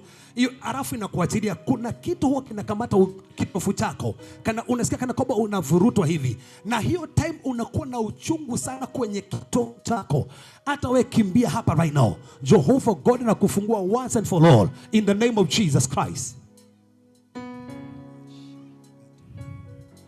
Rapira hasupi kama ivasa. Rotoza pahanto lilohazo. Arifra hasupi katama. Voripa kanazo tohoria. Zopara di hasupi. Zopa ribahanda babo. Ayamantova satakata. Roko tahaza bahanda. Jomanta varahazika. Vorita hazota bahanda. Amparuza katabaya. Roho Mtakatifu wa Mungu yuko hapa na ako tayari kukuponya na kufungua maisha yako.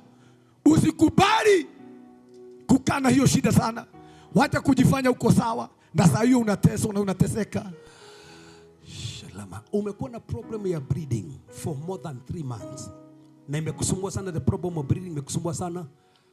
Huwa inaenda wakati mwingine alafu inarudi. Na inakusumbua more than 3 months. Make sure kwamba simama tu hapa. na Baba nakutendea right now. Before tuombe, make sure kwamba umekimbia hapa. Mungu anaweza panga meeting ya siku leo specifically for you. Kimbia tu hapa ili sasa Baba atende kwako na Baba kufanyia in the name of Jesus Christ. Maana ke Baba anafanya na Baba anaonekana right now in the name of Jesus Christ. Amen. Mashirita ramanda. This is a day right now. Hii ni siku Baba ameifanya na ameiandaa. Na kuna kile ambacho wanafanya na kuna kile ambacho wanatenda for the glory of the Lord. Amen. In the name of Jesus. Tuinue tu mikono yetu tu.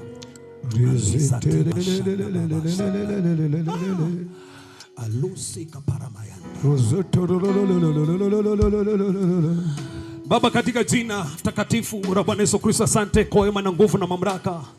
Ndiwe Baba kimbilio, ndiwe Baba tegemeo, ndiwe Baba mweza wa yote. Katika jina takatifu la Bwana Yesu Kristo, nabadilisha hii anga. Baba, nabadilisha hii anga sasa hivi. Jehova God, nabadilisha hii anga. Natangaza hii anga imebadilika Father. Hakuna Baba maroho yatatawala tena. Hakuna Baba magonjwa yatatawala tena. Hakuna Baba uchungu utatawala tena. Katika jina takatifu la Bwana Yesu Kristo. Hawa watu wamesimama kwenye haya madhabahu na wengine Baba wanafuatilia kwa mitandao, wanasimamia watu wao, wanasimamia marafiki.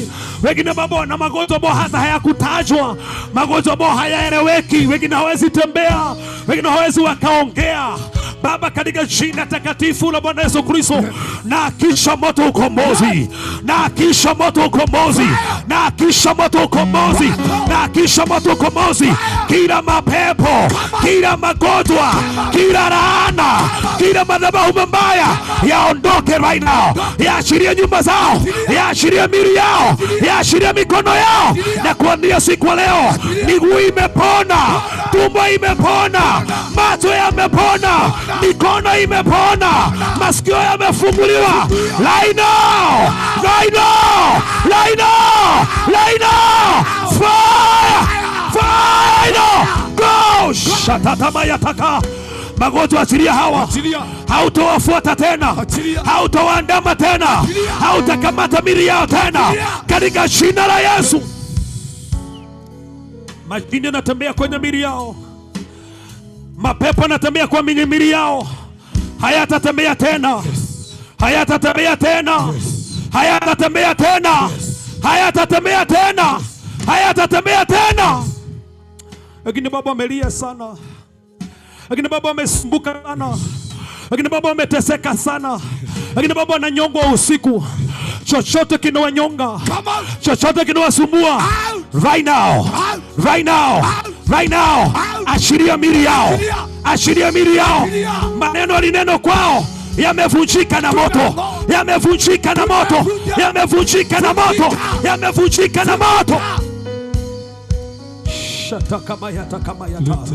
Hey Jesus, kuna watu wanaponywa sasa. Sharipa kazamayanda alamamush. Kuna watu wanaponywa sasa. Receive your healing in the name of Jesus. Receive your healing in the name of Jesus. Wakati Pastor Moro anapita tu hivi na kuguza tu na mkono na nafuta shalapa kama yanda basoti kana.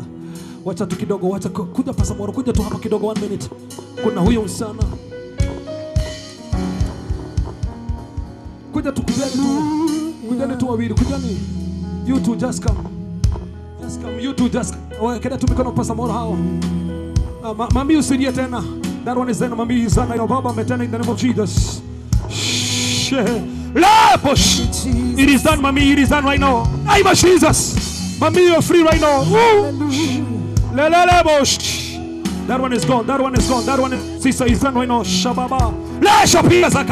It is gone forever. Shalababa bosh. Limata kama mashalabagando. Sheripo kozete kama. It is done, mami, it is done right now. Shalamama yata. Chiapakana. Nice piaza. It is done right now. Oosh. Shalamama yatalama. It is done right now. Shelele bogosha.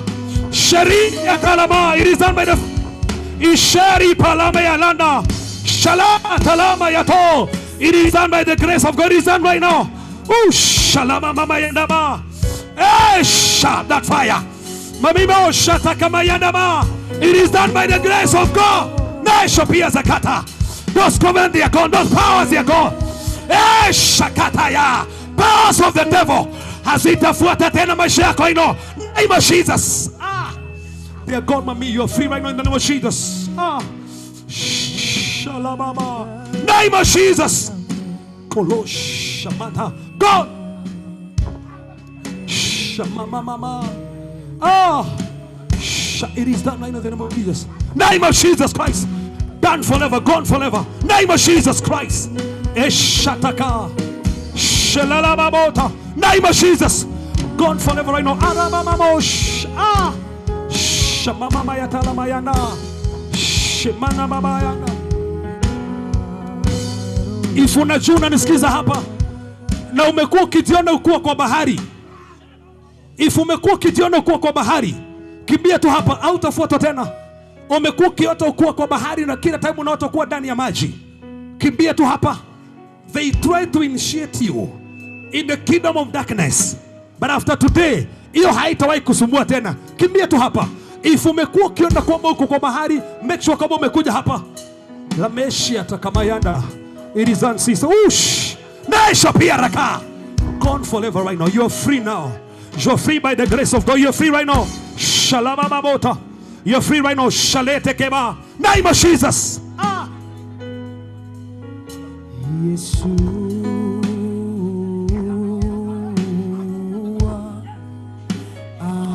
Ush. Marini spirit hamtafuata tena. Go shatana ma. Name of Jesus. Name of Jesus.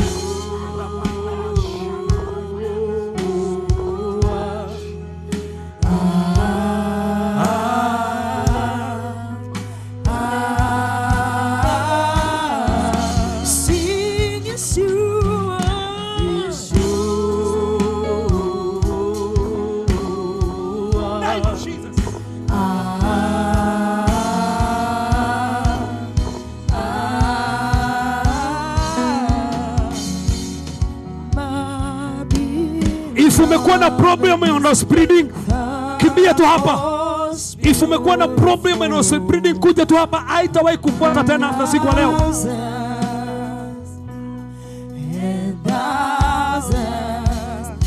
My beloved is the most beautiful. Hebu nisikize tu kidogo tu. Nisikize tu kidogo tu hapa. Huyu anasema ya kwamba alikuwa ajiue leo usiku na uwe mpaka bibi yake. Alikuwa amepanga ajiue na uwe mpaka bibi yake leo usiku. If unajua ulikuwa ujiue na kuna roho ya kifo ilikuwa inakufuata tu kama hawa, Mungu anakupenda. Alikuwa anasema kwamba alikuwa amejipanga ajiue leo na uwe mpaka bibi yake leo usiku. Na mimi huwa nasema kwamba Jehovah God anaweza tumana specifically kwa ajili ya mtu mmoja. So if unajua kwamba ulikuwa unafuatwa na roho ya kifo ya kujiua, hata wewe kimbia tu hapa, kwa sababu kuna watu wengine walikuwa wanataka kujiua. Kimbia tu hapa. Mungu anaweza tumana hapa. Kimbia tu hapa, sister.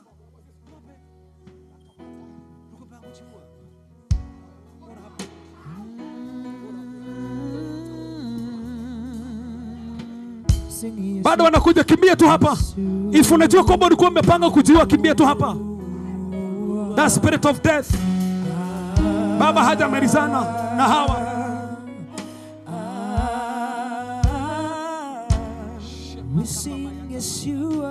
Kimbia tu hapa, kimbia tu hapa.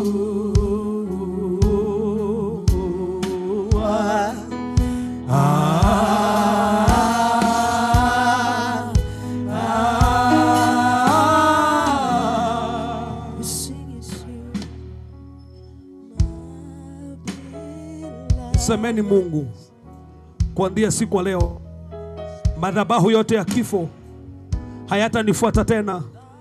Kuanzia sasa mimi nimefunguliwa na maisha yangu yamefunguliwa, na roho ya kaburi haitanifuata tena na haitaidama tena. Nimekombolewa na nimefunguliwa. In Jesus name. In Jesus name. In Jesus name. Name of Jesus Christ. Name of Jesus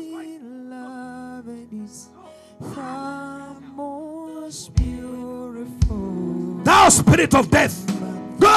Shatakamayata. Go now! I declare you're free right now. Let me anoint our water. Father, I anoint them right now.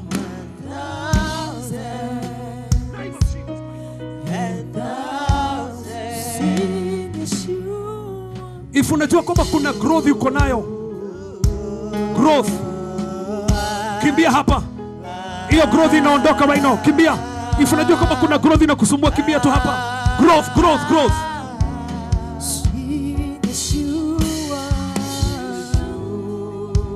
For how long, mommy?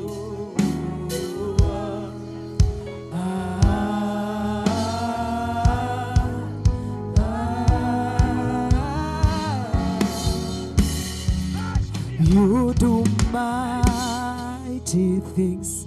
You do glorious things. You're a faithful God. Awesome is your name. You do mighty things. You do. By the way, nataka unisikize. If una cancer, kimbia tu hapa. On Wednesday, there is a friend of mama aliambiwa apige simu kwa sababu watu tunachukua simu Wednesdays. Mama akapiga, alikuwa na hofia kwa sababu alikuwa na growth kwa matiti. I'm talking of Wednesday, leo ni Saturday. Na mama akasema kwamba alisikia tukipeana ushuhuda ya watu wengine ambao baba ameponya cancer. Na Wednesday alipopiga simu, tukamwambia mami, do you believe it? Ya kwamba hizo vitu zina grow kwa matiti. By tomorrow hazitakuwa.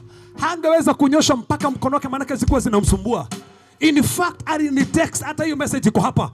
Akaniambia the next day alistukia kwamba zile vitu zimetoka kwa matiti. So, that's why if uko hapa na una report ya cancer au kuna hizo vitu unasikia kwamba zina grow kwa vile wa mama huwa na mna test mnasikia kwamba ziko. Na unauoga kwenda mpaka kwa daktari, kimbia tu hapa. Kimbia tu hapa, tuko hapa, pasta kwa hapa. Kama uko hapo, ngoja ili tupange hii crusade. Mungu aliniambia ya kwamba kuna watu anaponya HIV. Ili nipange hii crusade hapa. Sitaki ukuje hapa, lakini nataka uamini Mungu ya kwamba ni wewe. Bwana tukuzwe na uko hapo. Najua huwezi tokezea mbele za watu. Mungu alinituma mahali hapa na kaniambia kuna watu naponya HIV. Na huwa nasema HIV ni pepo. Nataka tukuombee. Uamini Mungu ya kwamba Mungu ataponya hiyo HIV na ikauka katika jina la Yesu. Sitabaki kama nilivyo. Sitabaki kama nilivyo. Sitabaki kama nilivyo. Kuna mtu ambaye if uko hapa na umekata kauri, hautakaa kwenye kaburi ya dhambi, unataka kuokoka, kimbia tu hapa kwa madhabahu. Kimbia tu hapa. If unaamini kwamba leo nataka Yesu ingie ndani ya maisha yangu, kimbia tu hapa. Kimbia tu hapa. Hakuna kitu kizuri kama kukubali Yesu ingie ndani ya maisha yako. Kimbia hapa, sema kwamba leo nimekubali Yesu aingie ndani ya maisha yangu. Kimbia hapa, maisha yako yabadilishwe. Kila kitu kifanywe upya. Come right now. Kimbia. Before tufunge, usema kwamba nataka kuokoka. Are you there? Kimbia tu. Usikose. Mungu anaweza panga leo kwa ajili ya wewe tu ukubali Yesu. Kimbia tu hapa. Unasikia kwamba moyo wako unaitwa uokoke. Kimbia. Yes, nasikia kuna watu ambao nasikia kwamba ndani yao wanataka kuokoka but wanauoga. Usiogope rafiki yako. Salvation ni yako na si yako na mzazi. Kimbia tu. Make sure kwamba umekuja hapa. Kuna mtu kama huyo? So before nipe pasa malizia, if uko hapa na umetafuta kazi for so long, usikuje hapa. Inua tu mkono mahali huko. Unaamini Mungu kwa ajili ya kazi, unaamini mtoto wako kazi, na unaamini kwamba leo Baba anakutana nami. Baba, katika jina takatifu la Bwana Yesu Kristo, Kuna watu ambao hawana kazi. Natangaza baba kuanzia siku ya leo wapate kazi permanent. Kazi ambayo itawasaidia kifedha na hawata struggle na hawata ngangana. Kwa maana hii milango imewafungukia na hii njia imewafungukia. In Jesus name. In Jesus name. Prayer item ya mwisho Bwana nataka niombe hapa. If uko hapa na haujawahi olewa na unang'ang'ana na doa au unaolewa unaachwa, unafukuzwa au bwanako amewekwa na kimama. Amewekwa na kimama na unataka kuwa mhubiri kama huyu. Inua tu tuombe hizi doa zetu. If unataka Mungu aingilie doa yako au uolewe au unasimamia doa yenu, hii ndio bia mwisho naomba alafu nipeana hii mic nitoke hapa. Baba katika jina takatifu la Bwana Yesu Kristo, kuna watu wamesimamia doa zao za wazazi wao na za watu wao. Wengine Baba natamani hata waolewe. Tumefungua zile doa. Kwa maana Baba unatenda, kwa maana Baba unafanya. Milango imewafungukia na umetenda kwao. Katika jina la Yesu Kristo tunaomba na hata kuamini. God bless you so much. Thank you. Asanteni sana. Tupigie Reverend Kevin makofi mazuri. Pigia Yesu. Kabla nimletee siri wa GP tena, Bwana tukuzwe. Wacha tu niwajulishe wachungaji wote tukuje hapa. Kujeni hapa dakika moja, kujeni kila mchungaji kuja hapa. Wacha tujue wachungaji wetu.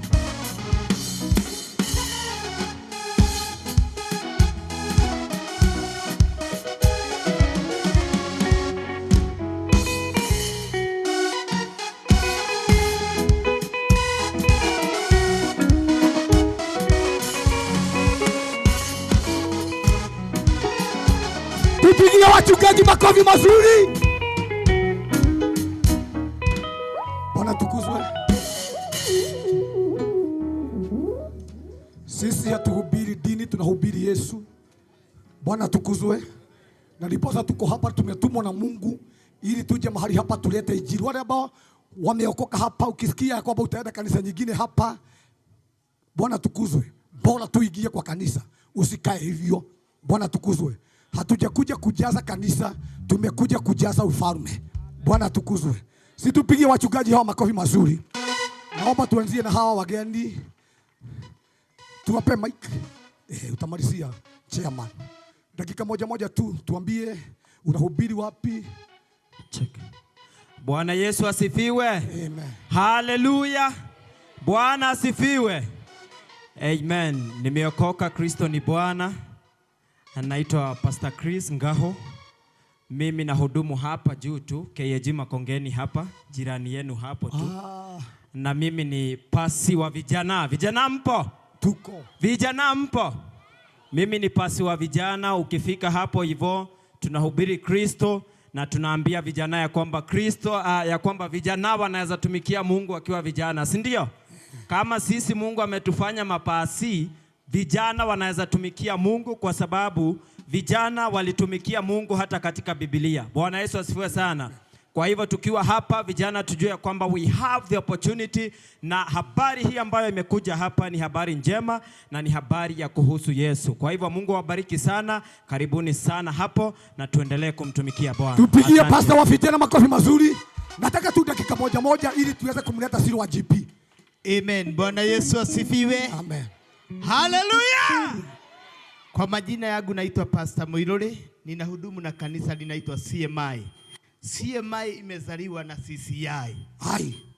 Yes, kwa Bishop Keiro. Okay. Pale Murang'a Kiriaini. Okay. Kwa hivyo mimi ni shina ya CCI. Okay. Praise the living God. Amen. Nimeokoka, Kristo ni Bwana. Niko hapa pande hii. Na ninashukuru kwa sababu ya Shiro. Shiro nilimuona wakati alikuwa akilaunch agiginyani. Bwana Yesu asifiwe. Amen.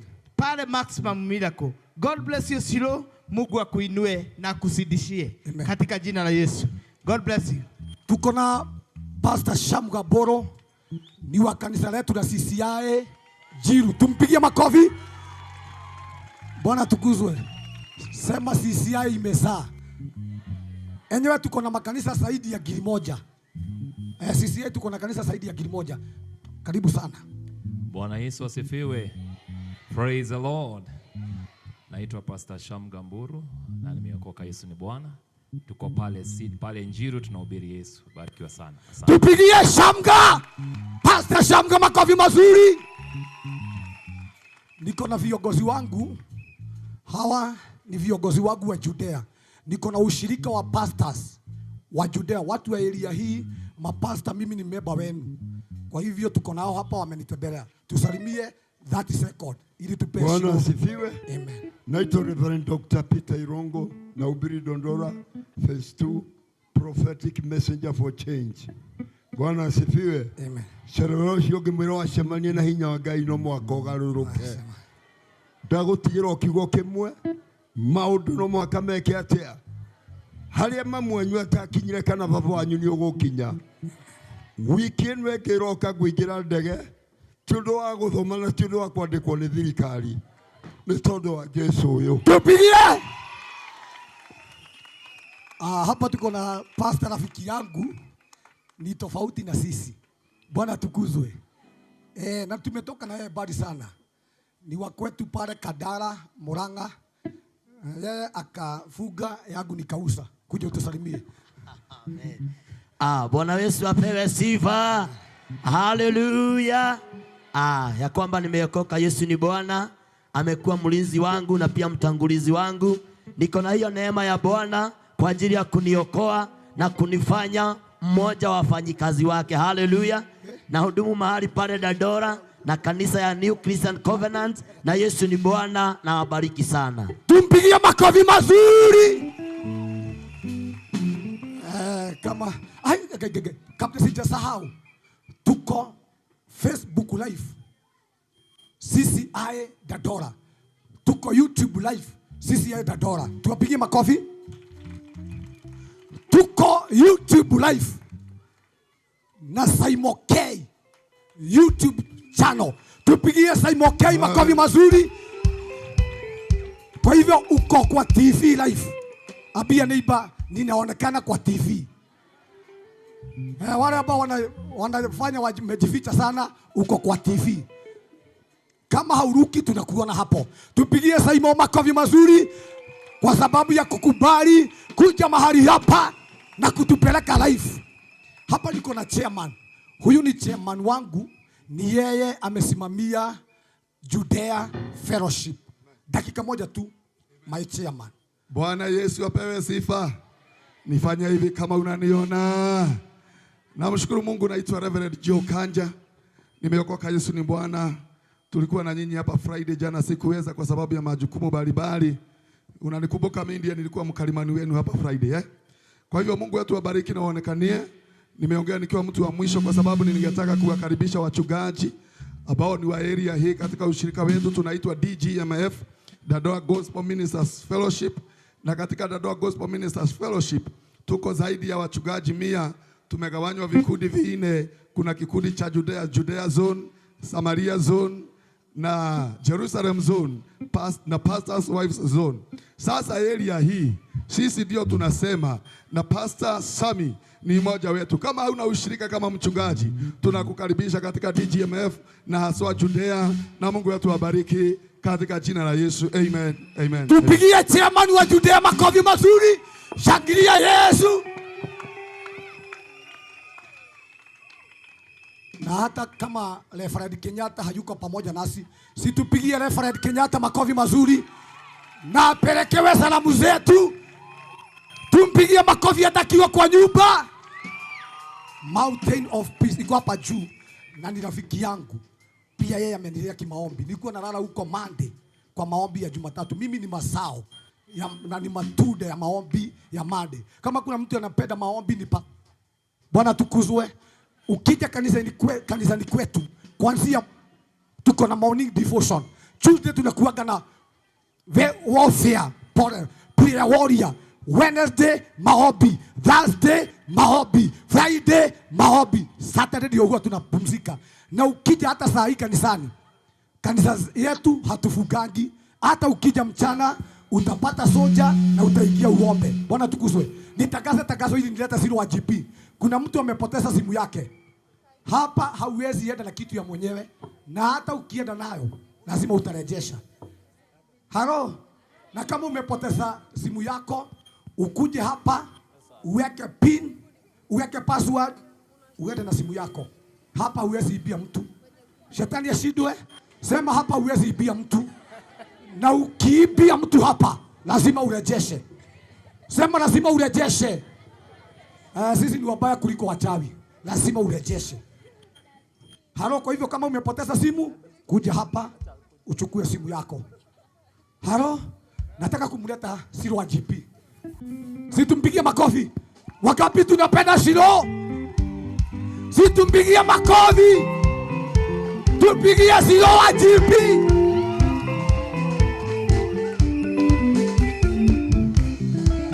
Asante. Asante. Gai. Na murenda kuina tha ici. Mwambia nego tukire. Mwambia nego tukire. Bwana asifiwe. Pigia Yesu wetu makofi mazuri. Nimesema ni ya nani? Makofi ya nani? Makofi ya nani?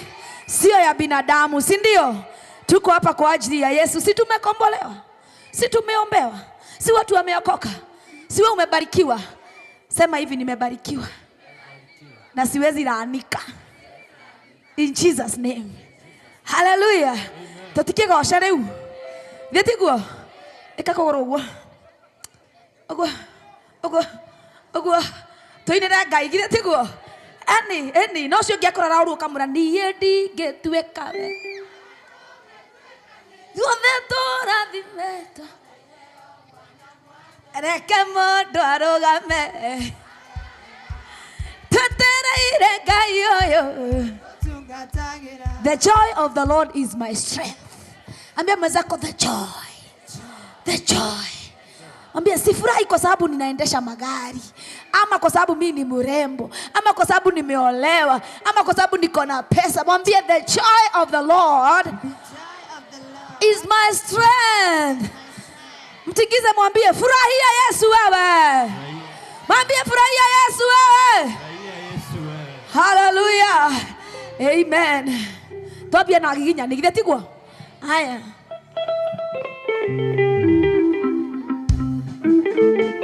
Mukwambia rwimbo guo kana mugucenjia. Mukwambia rwimbo guo kana mugucenjia. Tatuthakire hiwega andu a Ngai na ndi mwendete muno.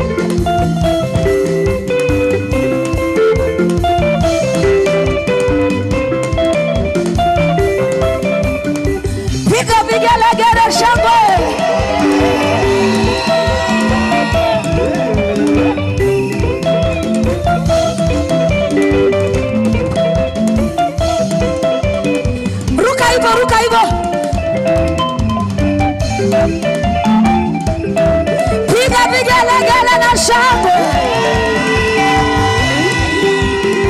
Ruka, ruka, ruka, ruka.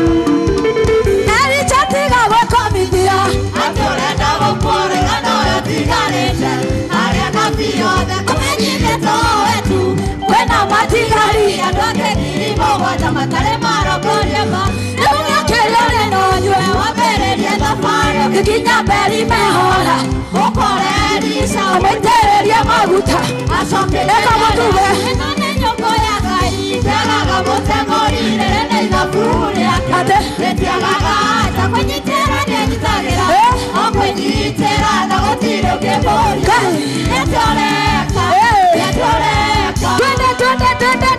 twende hivi.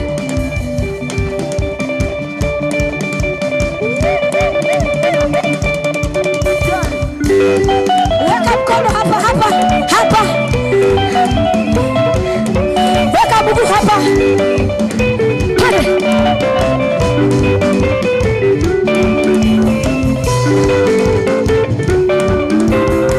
Piga vigelegele.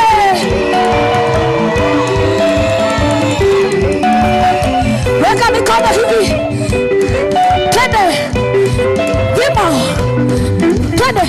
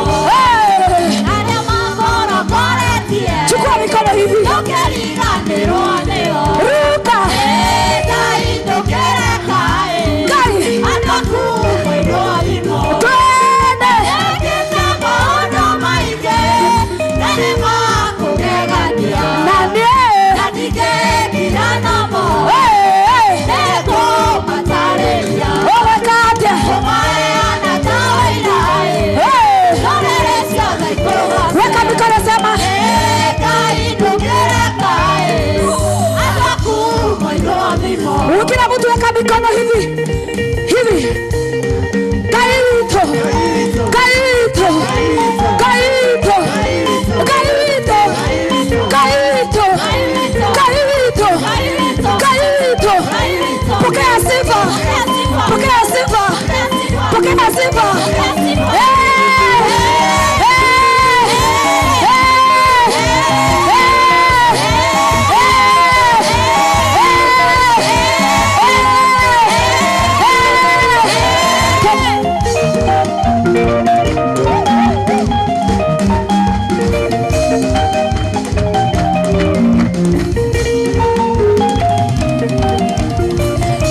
Shangwe na vigelegele. Weka mikono hivi hivi. Imba hivi.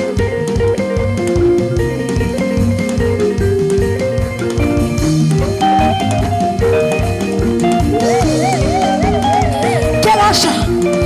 Piga shangwe na vigelegele.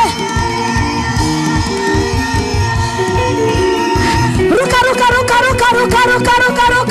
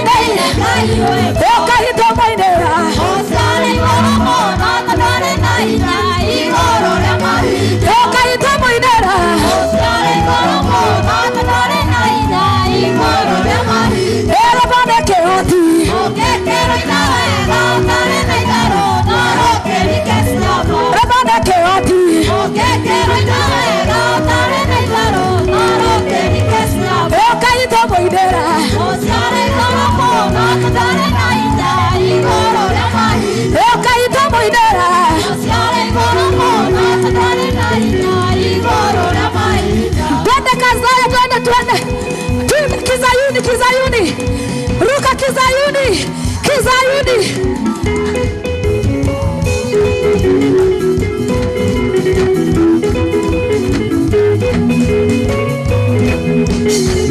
Eni netoinage Zayuni, netoinage Zayuni, netoinage Zayuni, netoinage Zayuni. Torogage Zayuni, torogage Zayuni, torogage Zayuni, torogage Zayuni, torogage Zayuni, torogage Zayuni, torogage Zayuni, torogage Zayuni. Eni netoinage Zayuni, netoinage Zayuni, netoinage Zayuni, netoinage Zayuni.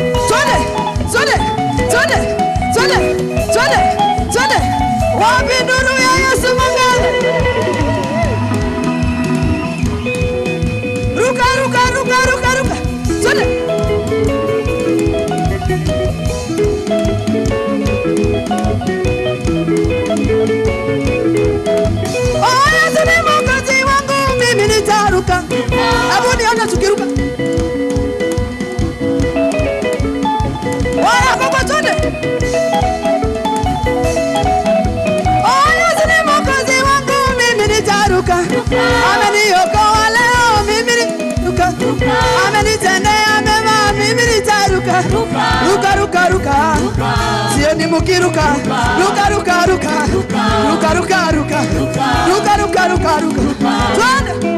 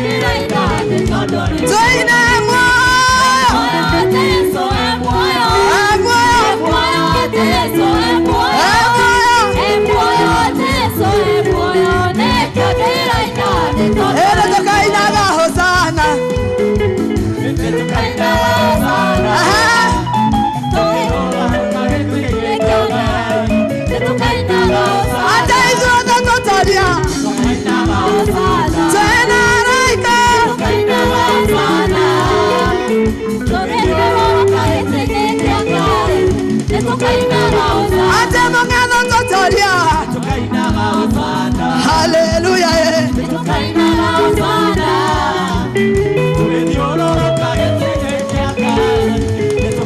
Edia kama higa maine neko kogocha neko menya matina newa himotonera wako kaya ruka ruka twende twende.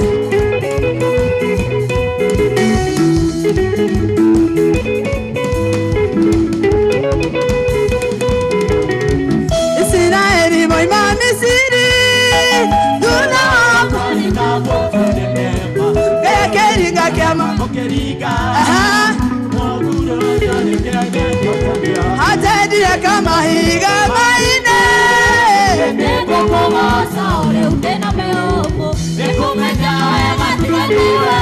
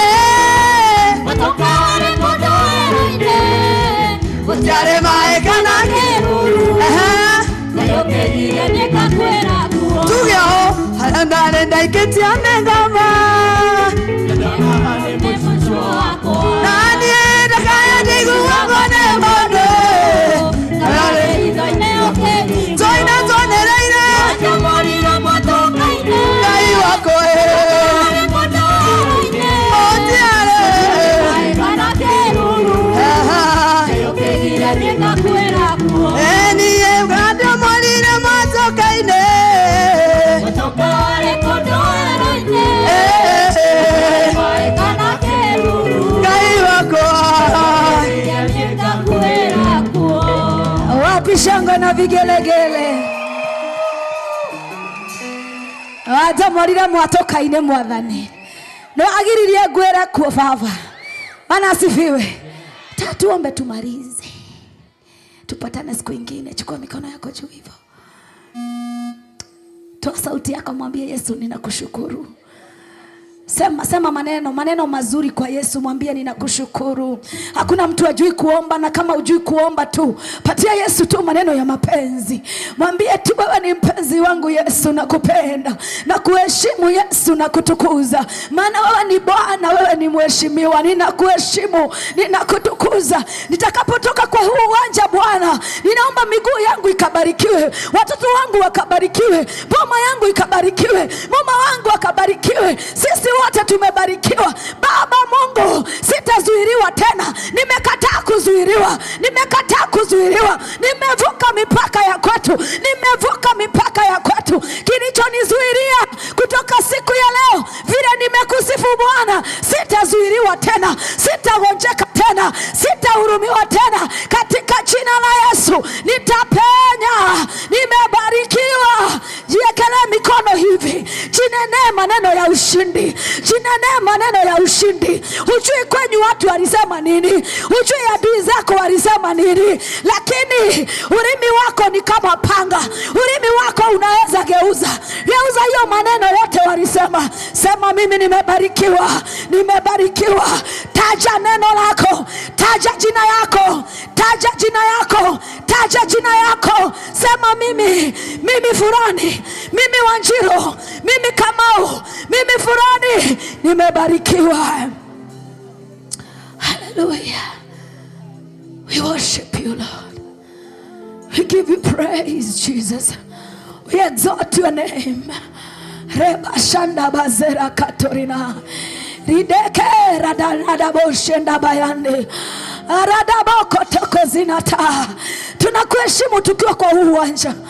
Tunapomalizia crusade ya siku ya leo Bwana Baba, tunaomba ile baraka tumetoka nayo kwa huu uwanja Bwana, ya kwamba hatutanyaganywa na mtu. Tunatangaza ya kwamba our blessings are permanent in the mighty name of Jesus.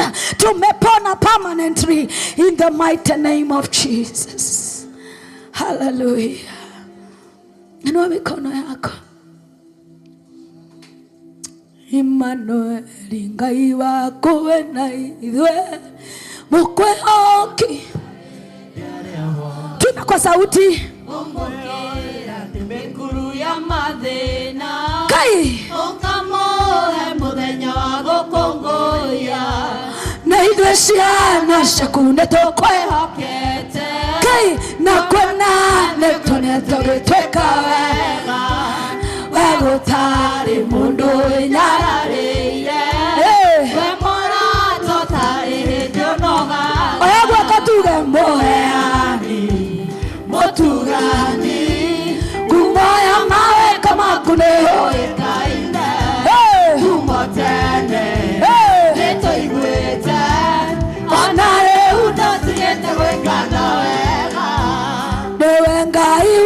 muthenya na utuko Morokia wangemire yokaga rucini Muthoithia riũa rĩa wega hwaĩ-inĩ Nĩnjũĩiguaga mũthenya na ũtukũ Tondũ gũtara gũthe kũrĩa kwanatũũrwo Nĩnjũĩ no ũtũrathime hĩndĩ ciothe Tondũ ndathimi ciaku itikĩrĩ mahinda Hĩndĩ ciothe ũtugi waku nĩ ũthere Inua mikono tumwambie Ngai akũhe Ngai agũtuge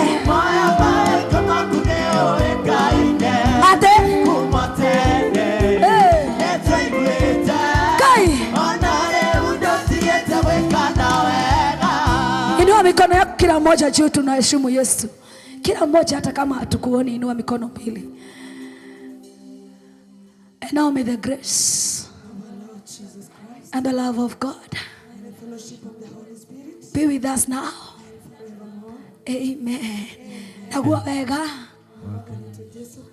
na wendani wa Ngai erogia na ithuĩ na hingo ciothe. Amen. Shangilia Yesu. Pastor, tumalizie. Tupigie Yesu mazuri. Pigia Yesu makofi mazuri. Sisi ni CCI moja mbili. Hii ndio ilikuwa ni siku yetu ya kutoka nje kwa crusade. Ni nini?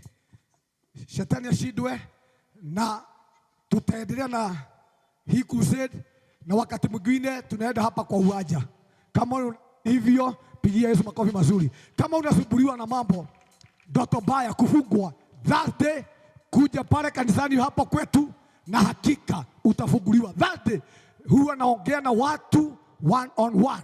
Kuja that day na utakombolewa. Barikiweni sana. Shalom, shalom, shalom, shalom. Amani ya Mungu iwe nanyi milele na milele.